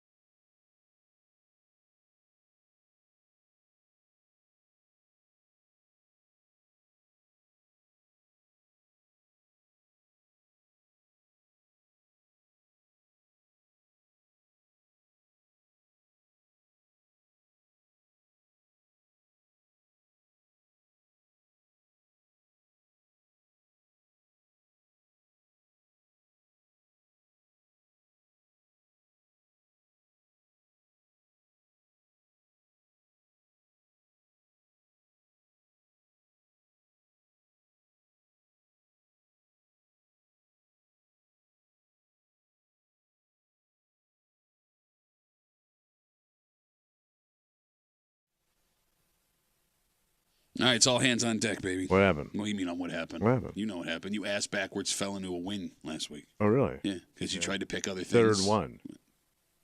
Third time's a charm, baby. What town did you pick last week? I forgot. Oh, Webster. Oh, it was my hometown. Yeah, I know. That's why you remember. I'm an old Webster kid. You're hanging out in the break room. Rochester's Classic Rock 96.5 WCMF. The phone number is 252-WCMF, 252-9263. It's time for Where They Whine. Mm-hmm. You know how this works. Kimmy's got her posts from the neighborhood app. She has removed street names and town references. Posts you guys have sent her. We appreciate that. She's going to read it out loud. You have to listen for clues. Be like T-Breeze and listen. T-Breeze is not a thing, and it's not going to happen. Stop trying to make T-Breeze happen. When you hear those little clues, nuances, you call us. Yeah. Because all of us know every little stereotype about every town, village, neighborhood in the greater Rochester area. We're going to figure out where they whining, and we're going to do it now. Kimmy, no more BS. Okay. What do you? I'm not talking to her. BS. I'm not talking to her. What BS is she doing? No, I'm saying no more BS. It's time to get going. Are you ready? I'm ready. You ready? Wow. Don't care. I'm ready. Let's go, Kimmy. Spencerport, Yates, Henrietta, where they whining? I had a small tree fall in my backyard a few months back, and instead of letting all that lumber go to waste, I've built some custom birdhouses out of it. Go. I already have a few posted around my yard, so I'd like to spread them throughout the neighborhood too. I want to start a community birdhouse project. We have a ton of different bird species in our area. I saw a rare American goldfinch and a scarlet, I think it's tanager? Scarlet tanager? I don't know how to say this bird. Tanager? Tanager. In Blank Park Monday morning. Absolutely stunning creatures if you've ever had the pleasure of seeing one in person. The birdhouses and extra feeders will encourage more sightings if we place them strategically. Mo birds. You would be able... Mo Bird's one of my favorite Celtics from the 1980s. You would be able to enjoy these beauties from the comfort of your home without ever having to step foot in the woods. It would be a really neat thing to see more bright, eye-catching birds making homes in our community. I will happily come hang a birdhouse for you and paint it to match your house if you leave your contact information. I have 25 pre-made houses with enough supplies. 25? With enough supplies to make about 5 more if needed. This is a 100% free service, but a donation to your favorite wildlife rescue service is encouraged in return. 252-WCMF, 252-9263. Damn. There's like you've thought you had it. I've moved 3 times from the beginning I think of that everybody has. to the end of that. All right, what are you hearing, buddy? So where would you find this busted bird dick? Doesn't sound busted. They sound like they got enough time where they can go do this and not have to worry about like working. they're a little bit well heeled. Maybe have a few dollars in their pocket. Potentially, yes. Is that what you're thinking? Potentially. Potentially. So that would push you towards the east side. Well, but it would also have to be a wooded area that has a park. There's a park that's Bro, close. every town got wooden park. Okay, wooden park. Yeah? What are you thinking? Well, this isn't directly in the line of where we normally pick. No? Yeah. No? What are you thinking then? This, my friend, is the town of Ontario in Wayne County. Well, So I'm picking Ontario way to waste your pick. in man. Wayne County. Yeah, You say that every week, and I have 3 stars, and a lot of times my picks are extremely close. This is Ontario. I don't think we ever had town. an Ontario. Right. I think 104 is the dead genius of zone. it, Okay. baby. All right. Not a dead zone. It's Bird Alley. Is that what they call 104 Yeah. Bird Alley? No, because they keep getting chopped up by those wind, what do you Wheels? call them? Thank you. Windmilly goers. All right, I know it's not Ontario. I know that. Oh, I know you know that. No, because like this could go either way. You're right. This could be a well-heeled person on the Mm-hmm. east side. This could be someone. They have to have a lot of free time. Yeah, but they could also be retired. birdhouses out of wood, and they're driving them around. They could also be retired. That's what I'm saying. They have to have time. So No, I mean teachers collect pensions, right? Like you, Oh, there's they teachers in every collect. single town. It's like having $1 million in a bank. I paid for that damn birdhouse. Oh no! Damn it! Go on, genius. It was. Well, you're already out. You know it. It was East Side last Starless week. child. Star. I have a star. Barely.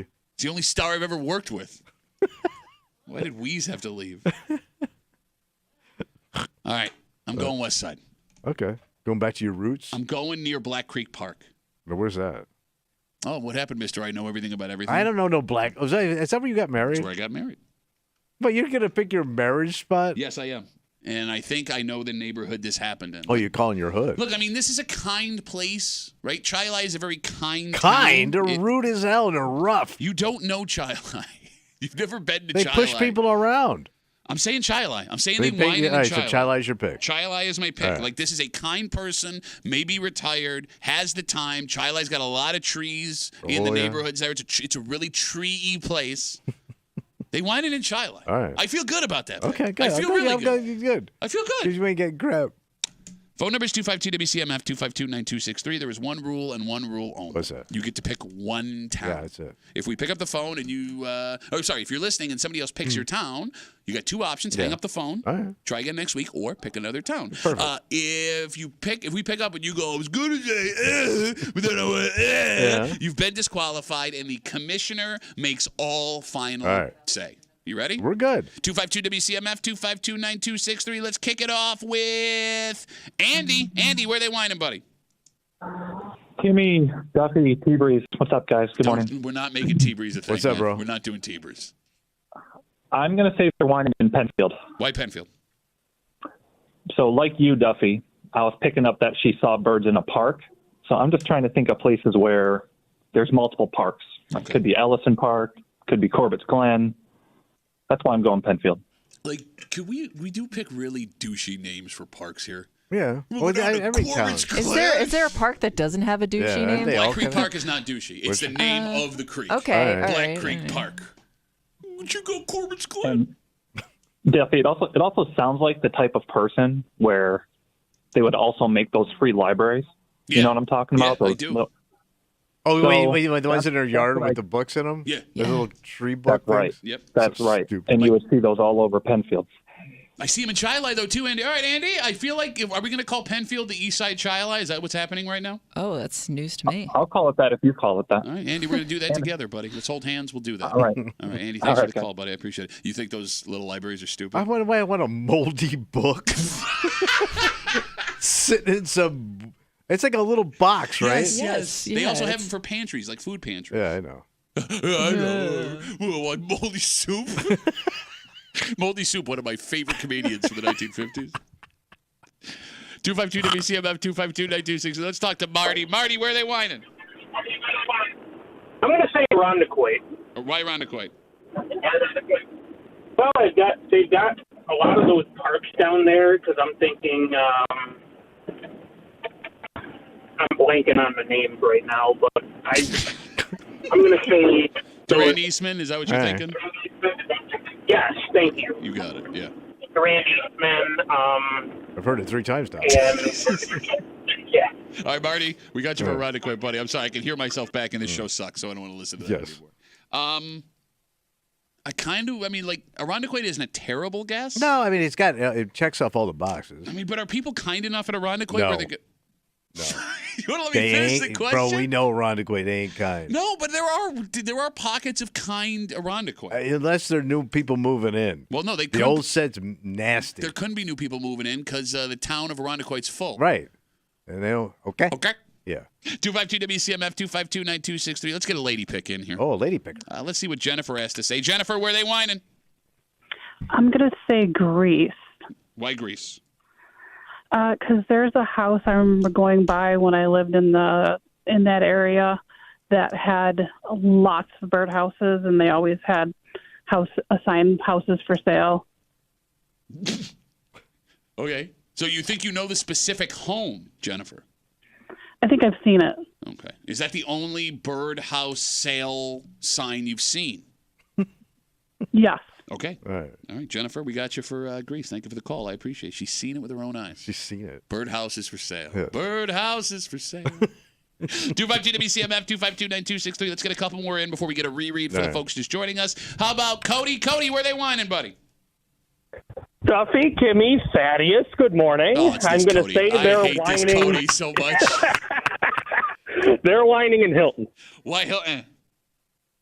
So the northeast side of Hilton has a bunch of like wildlife refuge area. Okay. And I don't know, I would assume that there's a lot of bird watching out there, knowing that the Iroquois refuge has a lot of bird watching. So I'm going to say it's Hilton. Do you bird watch yourself, Cody? Absolutely not. Okay. That would be way too boring. Okay. So you have bird watching information, but you yourself are not a bird watcher. Because I drive through the refuge, the Iroquois refuge, all the time, and there's bird watching towers. There's always people there. So knowing that Hilton's got refuges, because I've driven through those two, kind of on the northeast corner of Hilton, I'm going to assume it's got to be Hilton. Did you know there was like a place like that? Me? Oh. Yeah, you don't go to the Iroquois Wild? No, I didn't know where that was. Of course Protect it's in Alabama. All right. Cody, thanks for the call, buddy. Have a good rest of the day. I want to like Cody. It's hard, though. I don't know why I hate Cody, but I hate Cody. It's very hard to like Cody. He seems very nice. He seems like a smart guy. There's something off about that kid. I hate Cody so much. I don't hate him. No, I think I hate him. I just dislike him. 252-WCMF, 252-9263. All right, before we get to the reread, here's the problem. What's the problem? I don't know which towns are known. Because every town can have this. That's the problem with this particular. Every town has all of this. But it's not just what they have. You're right. Every town has a bird dick. Well, yeah, but are there enough bird dicks where this person would think that 25 birdhouses would go? What's the biggest bird watching town in the greater Rochester area? That's the question. Right. 252-WCMF, 252-9263. Kimmy, can we get a reread for the folks that are just joining us here? Are you doing research over there? No, I accidentally I lost my page for a second. Oh, come on, Kimmy. You got folks we're waiting. good, though. Okay, We're good. Go ahead, Kimmy. Okay. I had a small tree fall in my backyard a few months back, and instead of letting all that lumber go to waste, I've built some custom birdhouses out of it. I already have a few posted around my yard, so I'd like to spread them throughout the neighborhood too. I want to start a community birdhouse project. We have a ton of different bird species in our area. I saw a rare American goldfinch and scarlet tanager in Johansson in Blank Park Monday morning. Absolutely stunning creatures if you've ever had the pleasure of seeing one in person. The birdhouses and extra feeders will encourage more sightings if we place them strategically. You would be able to enjoy these beauties from the comfort of your home without ever having to step foot in the woods. It would be really neat to see more bright, eye-catching birds making homes in our community. Is that an old person word? Is neat old person word? Oh, yeah. Okay. I will happily come hang a birdhouse for you and paint it to match your house if you leave your contact information. I have 25 pre-made houses with enough supplies to make about 5 more if needed. This is a 100% free service, but a donation to your favorite wildlife rescue service is encouraged in return. You don't even want the birdhouse, you dick. 252-WCMF, 252-9263. Tommy wasted everyone's time with Ontario. I am in Shiloh. Andy is in Penfield. Marty is out in Irondequoit thanks to that park. What do you call it? That big one out there. Durant Eastman Park. And that other one. Jennifer's out in Greece because she believes she is driven by this birdhouse salesman. Cody's out in Hilton. Maybe a good guess, but we hate Cody. Can't figure out what makes us don't let him. I can't talk. 252-WCMF. Let's let Matt talk. Matt, where they whining, buddy? Hey, I'm going to say Spencerport. Why Spencerport? Well, I flipped a quarter between 2 spots and decided to choose Spencerport. What was the other one you were thinking? I can't remember. It's too early. It's too early. Wait, so it was Spencerport, and you were going to flip a coin, and there was another town that was similar. Was it similar to Spencerport? Something like that. Okay, you dick. He ain't biting, man. Matty, we got you for Spencerport, buddy. Gorham, Danny, and I would like to donate this win to T Breezy. See, you can't even do the nickname right. It ain't T Breezy. Well, it's a work in progress. Yeah, you're. I mean, Thaddeus and myself. Matt, thanks for the call, buddy. Have a good rest of the day. We got you for Spencerport. It can't be Spencerport because it didn't say the birds were dicks. 252-WCMF, 252-9263. Let's talk to Bill. Bill, where are they whining, buddy? You guys ruined my favorite part of this show. What happened? Why? What? They're not even whining. I wait all week to make fun of the whiny dicks in this segment. Yeah. This isn't even a whine. That's a good point. But hold on, Bill. Isn't it nice in a world of uncertainty that we live in today that there's still someone kind enough to annoy you with their birdhouses? That's what I'm saying. I wait all week to hear Kimmy read somebody whining like a whiny little bitch. Are you whining about the whining? He's accomplished what his goal It's was. wineception. I'm whining about the wine. I don't want to guess. You ruined the segment. T-Breezy rules. Okay, there goes Bill. And again. Wait, I missed part of his call because I was on the phone. He's upset it's not angry enough? Yeah. Okay. It's not whiny He's upset enough. that it's a pleasant post. It's a positive post. All right. Well, you know. And once again, they got your new nickname that you try to push wrong. Well, but it's catching. A lot of people talking out there. They out there saying. 252 WCMF. Let's talk to Katie. Katie, where are they whining? My guess is going to be Pittsford. Why Pittsford? Well, Skyler, he actually is my boyfriend, and anytime we drive through there, people give him the bird. Yeah, but isn't that everywhere he goes? Yeah, pretty much. You suck. Skyler sucks. Katie, we got you for Pittsburgh. Thanks for the call. Have a good rest of the day. 252 WCMF. Let's talk to Barber. Barber, where are they whining, buddy? I'm going to go with Fairport. Why Fairport? Because it's a place that Theodore there would not ever go to. Plus, they said two kinds of birds. American goldfinch is pretty common. I had one in my yard. Now I hate Barber. Now I hate Barber so much. But the orange tanager likes oak trees, and I was going to say a place that had a golf course, but Fairport's right next to that town. Such a dick. Watch him win. Why? No. There's no way. There's oak trees in every town. Yes, maybe but not. what places have large groves of oak trees? I don't know. No, they need a type of soil. Yeah, do they? Yeah, very acidic. Barber, Like thanks a for the mouth. call, buddy. Have a good rest of the day. 252 WCMF. Steve, where are they whining, buddy? They're whining in Mendon, Pat. Why Mendon? Well, the park thing, Mendon Ponds Park, you don't get much bigger than that. A guy who has time to build 25 birdhouses for other people. The line about you won't even have to go in the woods. I think that's three pretty good clues. I don't hate that guess. All right. I don't hate that guess, and it's actually surprising with the logic that it took that long to get there. Also, I think I was going to love any guess after how much I hate Barber with his goldfinch take. Steve, thank you for the call, buddy. Have a good rest of the day. 252 WCMF. Let's whip through some real quick, Tony. All right. Let's talk to Rusty. Rusty, where are they whining?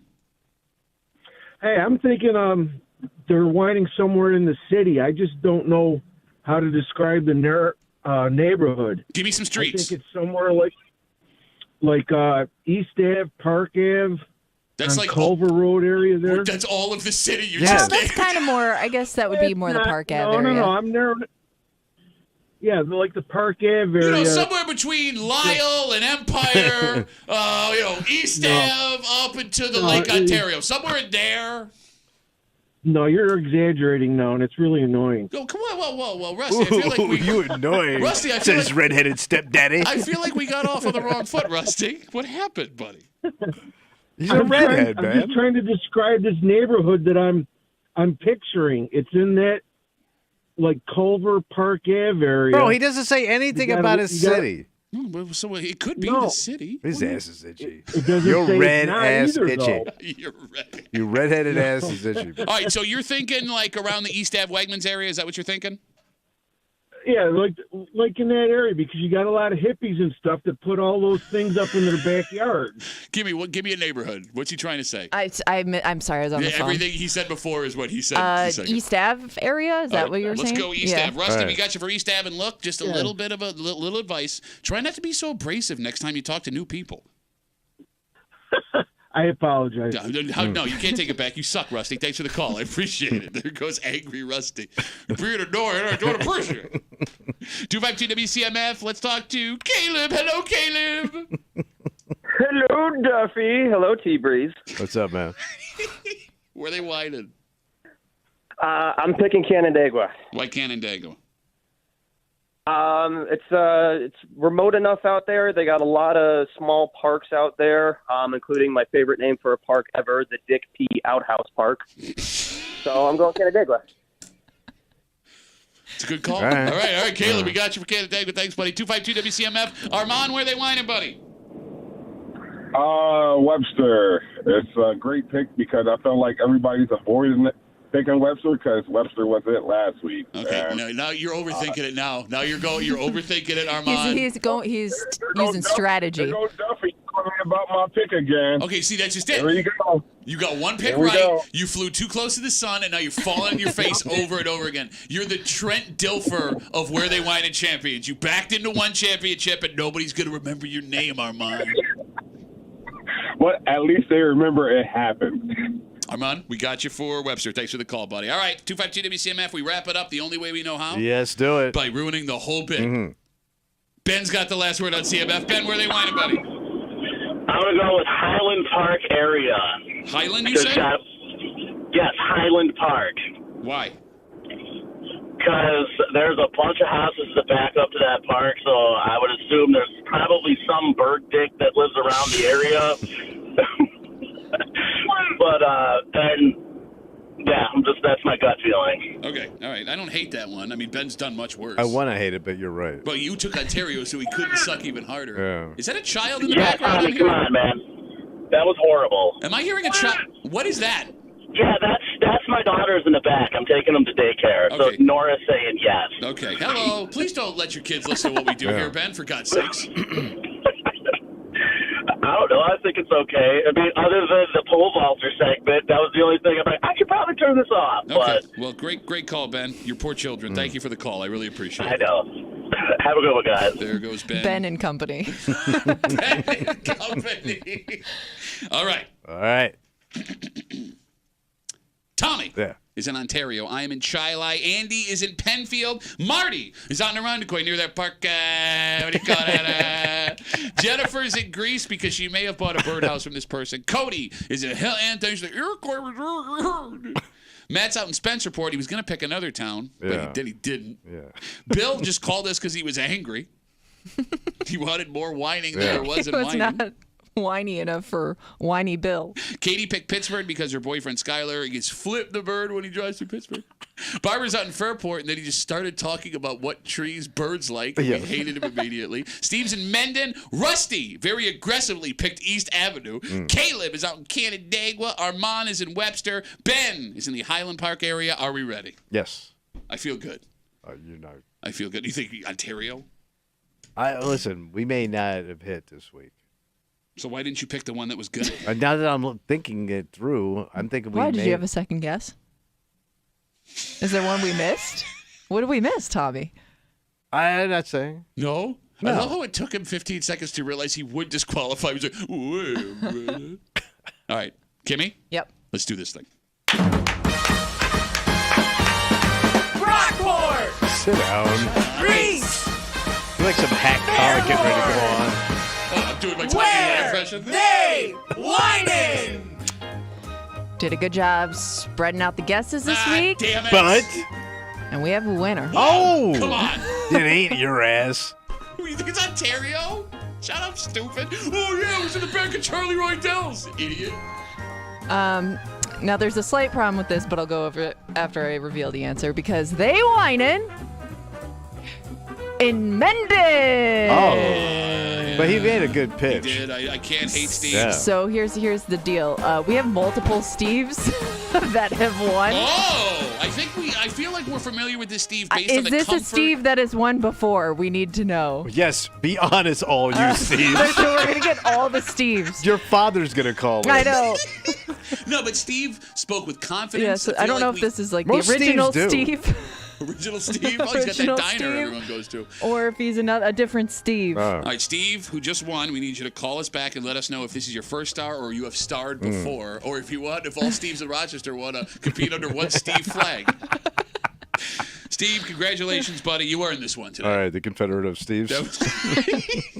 All right, let's take a break. All right. The stupidest bitch anyone has ever had for their birthday. I promise you. Really? Next to the break room on CMF.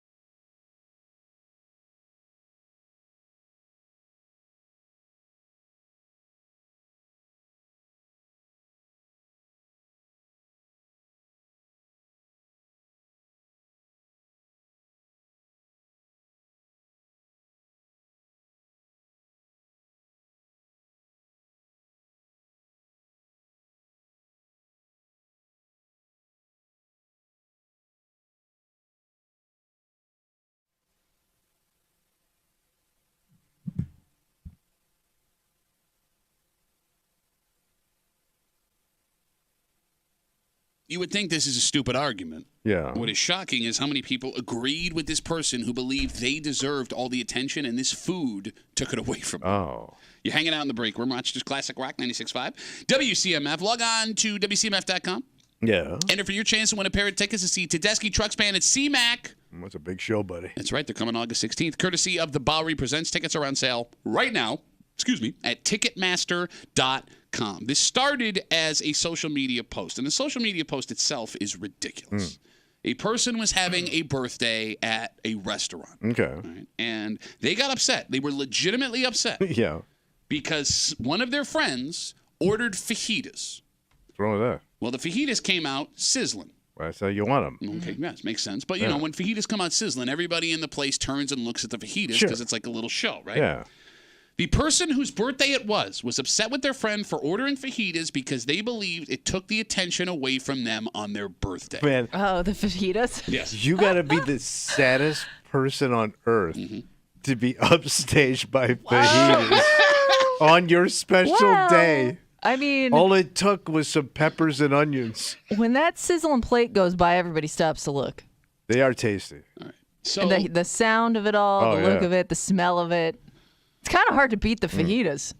There's a lot wrong with this post, right? But yeah, a little bit. First of all, you're a grown-ass person having a birthday at a restaurant. That's it. Problem one. Two, the fact that you can't be upstaged on your birthday is also kind of stupid, right? My birthday. You're a grown-ass person. Three, the fact that you'd be mad at a person for ordering a certain food that upstaged your birthday. What is shocking about this post is underneath, it's like 50-50 people agreeing and disagreeing.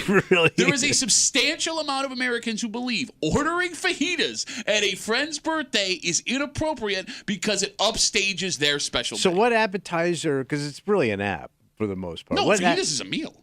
I always thought it was an app. It's always in the app section. No, fajitas are not in the app section. Look, can you tell? Ain't no entree fajita. Look, bro, fajitas are an entree. entree. Listen to this bitch who goes right to What the are you talking salads about? trying to tell me what an app is. It goes fajita, salad, entree. Fajitas I are don't know if not. I've ever shared fajitas. No, Of why course would you that don't. Nobody You ever. don't share crap. It's made to be Border one Patrol meal. 'Cause fajita here's the woman. thing. No, I don't know what you're doing. Build that wall. Guarding Build my- that yeah. wall of my fajitas.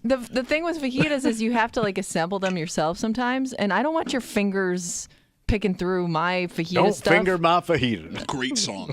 Put that on a T-shirt. By the way, can I do a quick sidebar fajita, bitch? Never enough tortillas for the amount Yeah, of the fajita. ratio is always a slightly Wait, do I have off. the right app? No. A fajita's like it's enclosed. No, that's and it has like the fajitas in the middle. You right? Look, I don't know. You have I terrible don't know. food I'm not takes sure what that you're it's- describing. Every time we talk about restaurants, it's like You're you're an just having a alien. nacho. No, No. you idiot. No, have you ever seen like the Chili's is the first, Yeah, the yeah, first thing yeah. I think of. They bring out the sizzling fajitas. And it's flat. like, Yeah, that's a fajita. All right. Welcome to the world of fajitas. All right.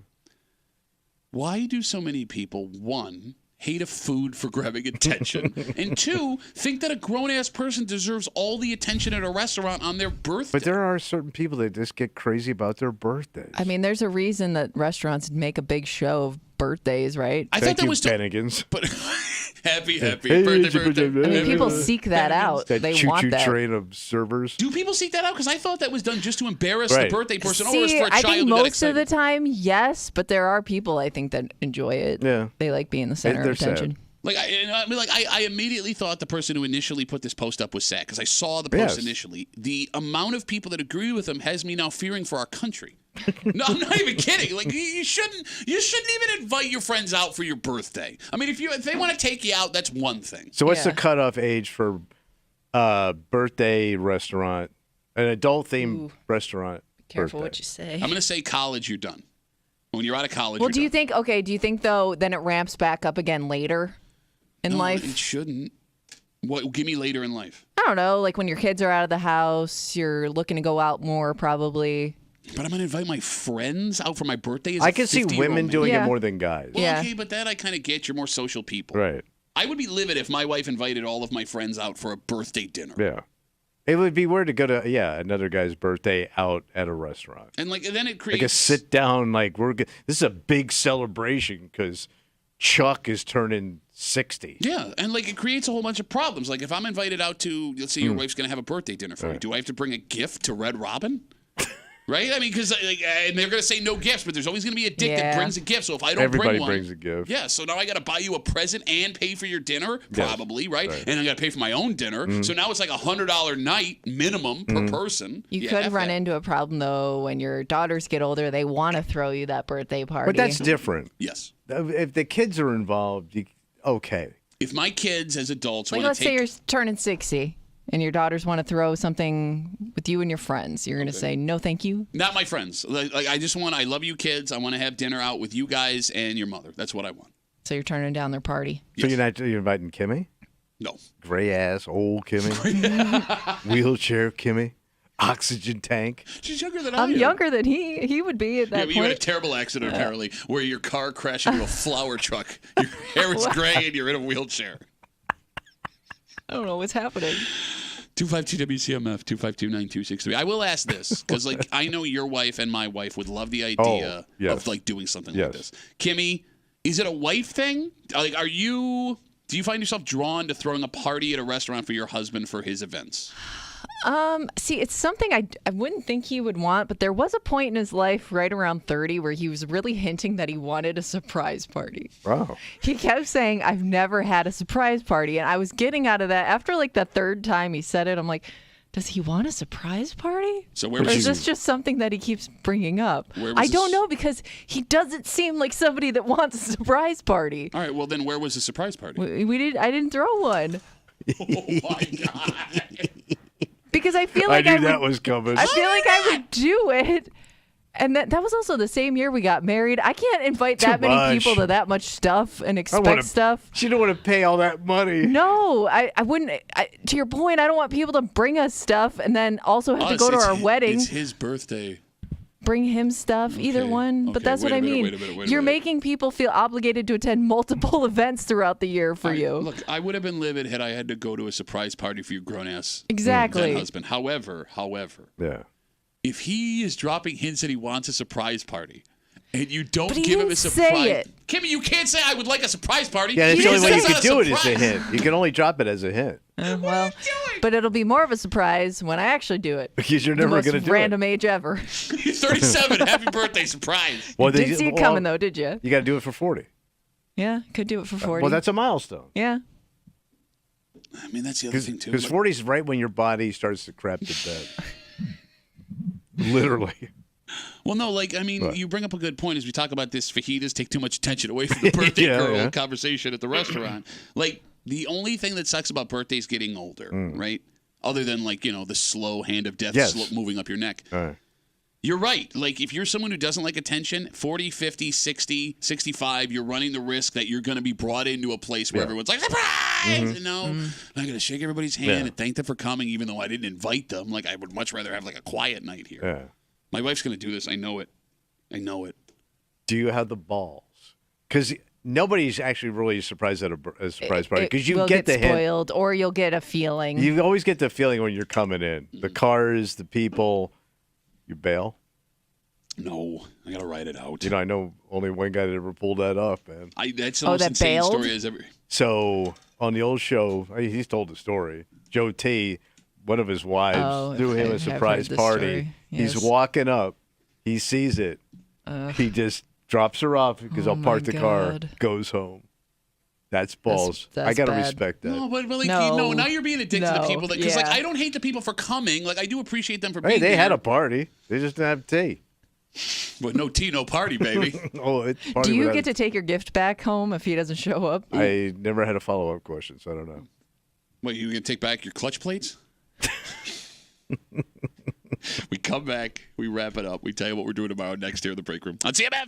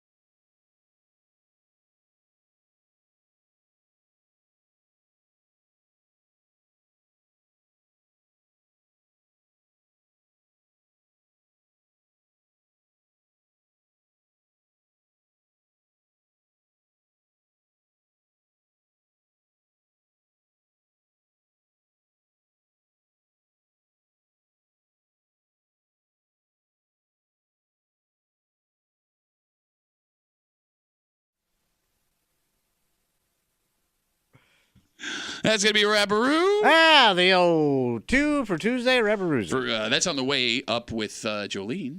Jolene! Don't take my music away, girl. She's not going to take music away. In fact, she's going to give you another opportunity. Well, bless her heart. For your chance at $100,000. $1,000! What the hell was that? The Southern Boys. Gotcha. Yeah. Download the Odyssey app right now. It's free. Log in. Listen to CMF on the app for 1 hour each weekday. Get your daily entry for your chance at your share of $100,000 in the National Contest. My apologies. Good luck from your friends here in the break room on CMF. Tomorrow's Wednesday. You know what that means? Oh, it's Hate Day. Hate Mail of the Week. Remember we got a Facebook message 2 weeks ago from a guy whose son wanted to play football for school. He got all excited, and the mother of his son put the kibosh on that. Remember that? We got a letter from a gentleman who, here's the thing. What's that? When you hear this letter, everything he says sounds inappropriate and wrong and backwards. Yeah. However, if you have kids, have raised kids, he might have nailed the dynamic of being a parent 100%. Because there are things that change, right? There's a huge difference between what your mother and father did as a couple for kids and together, what the power dynamic was compared to an average couple today. Yeah. But there are some things that don't change. Really? And as much as this guy sounds like an idiot, he might have nailed this. Okay. We'll get into the letter tomorrow and a whole bunch more in the break room on CMF. We got to get out of the way for Kimmy. Yeah. Who knows they're out there giving you free birdhouses in Mendon. I kind of want a birdhouse now if it's free. You don't want a birdhouse, man. I hate birds. They get a crap over everything. Can I tell you something? I mean, do birdhouses actually attract birds, or is it more for decor? Yeah. No, they attract birds. Do you know how expensive the real estate market is right now? It's a free house. My wife bought these plastic things. Yeah. Because, my wife's all about the jungle in our house. And they suction cup to the window. Oh, I've seen these. It's food. It holds food. It's a bird feeder, but it goes right on your window. And the birds... They're going to crap all over your window.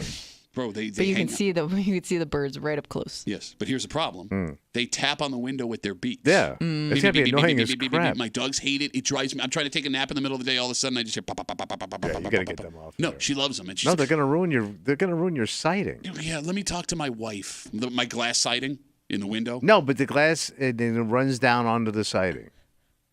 They're going to crap all Couldn't over. Couldn't they do that anyways without the bird feeder? For Tommy Muley, who you seem like a bird watcher. Yeah. I'm surprised. My. Why I dress like one. My name's Pat Duffy. We'll see you tomorrow morning to the break room, 6 a.m. on 96.5 WCMF.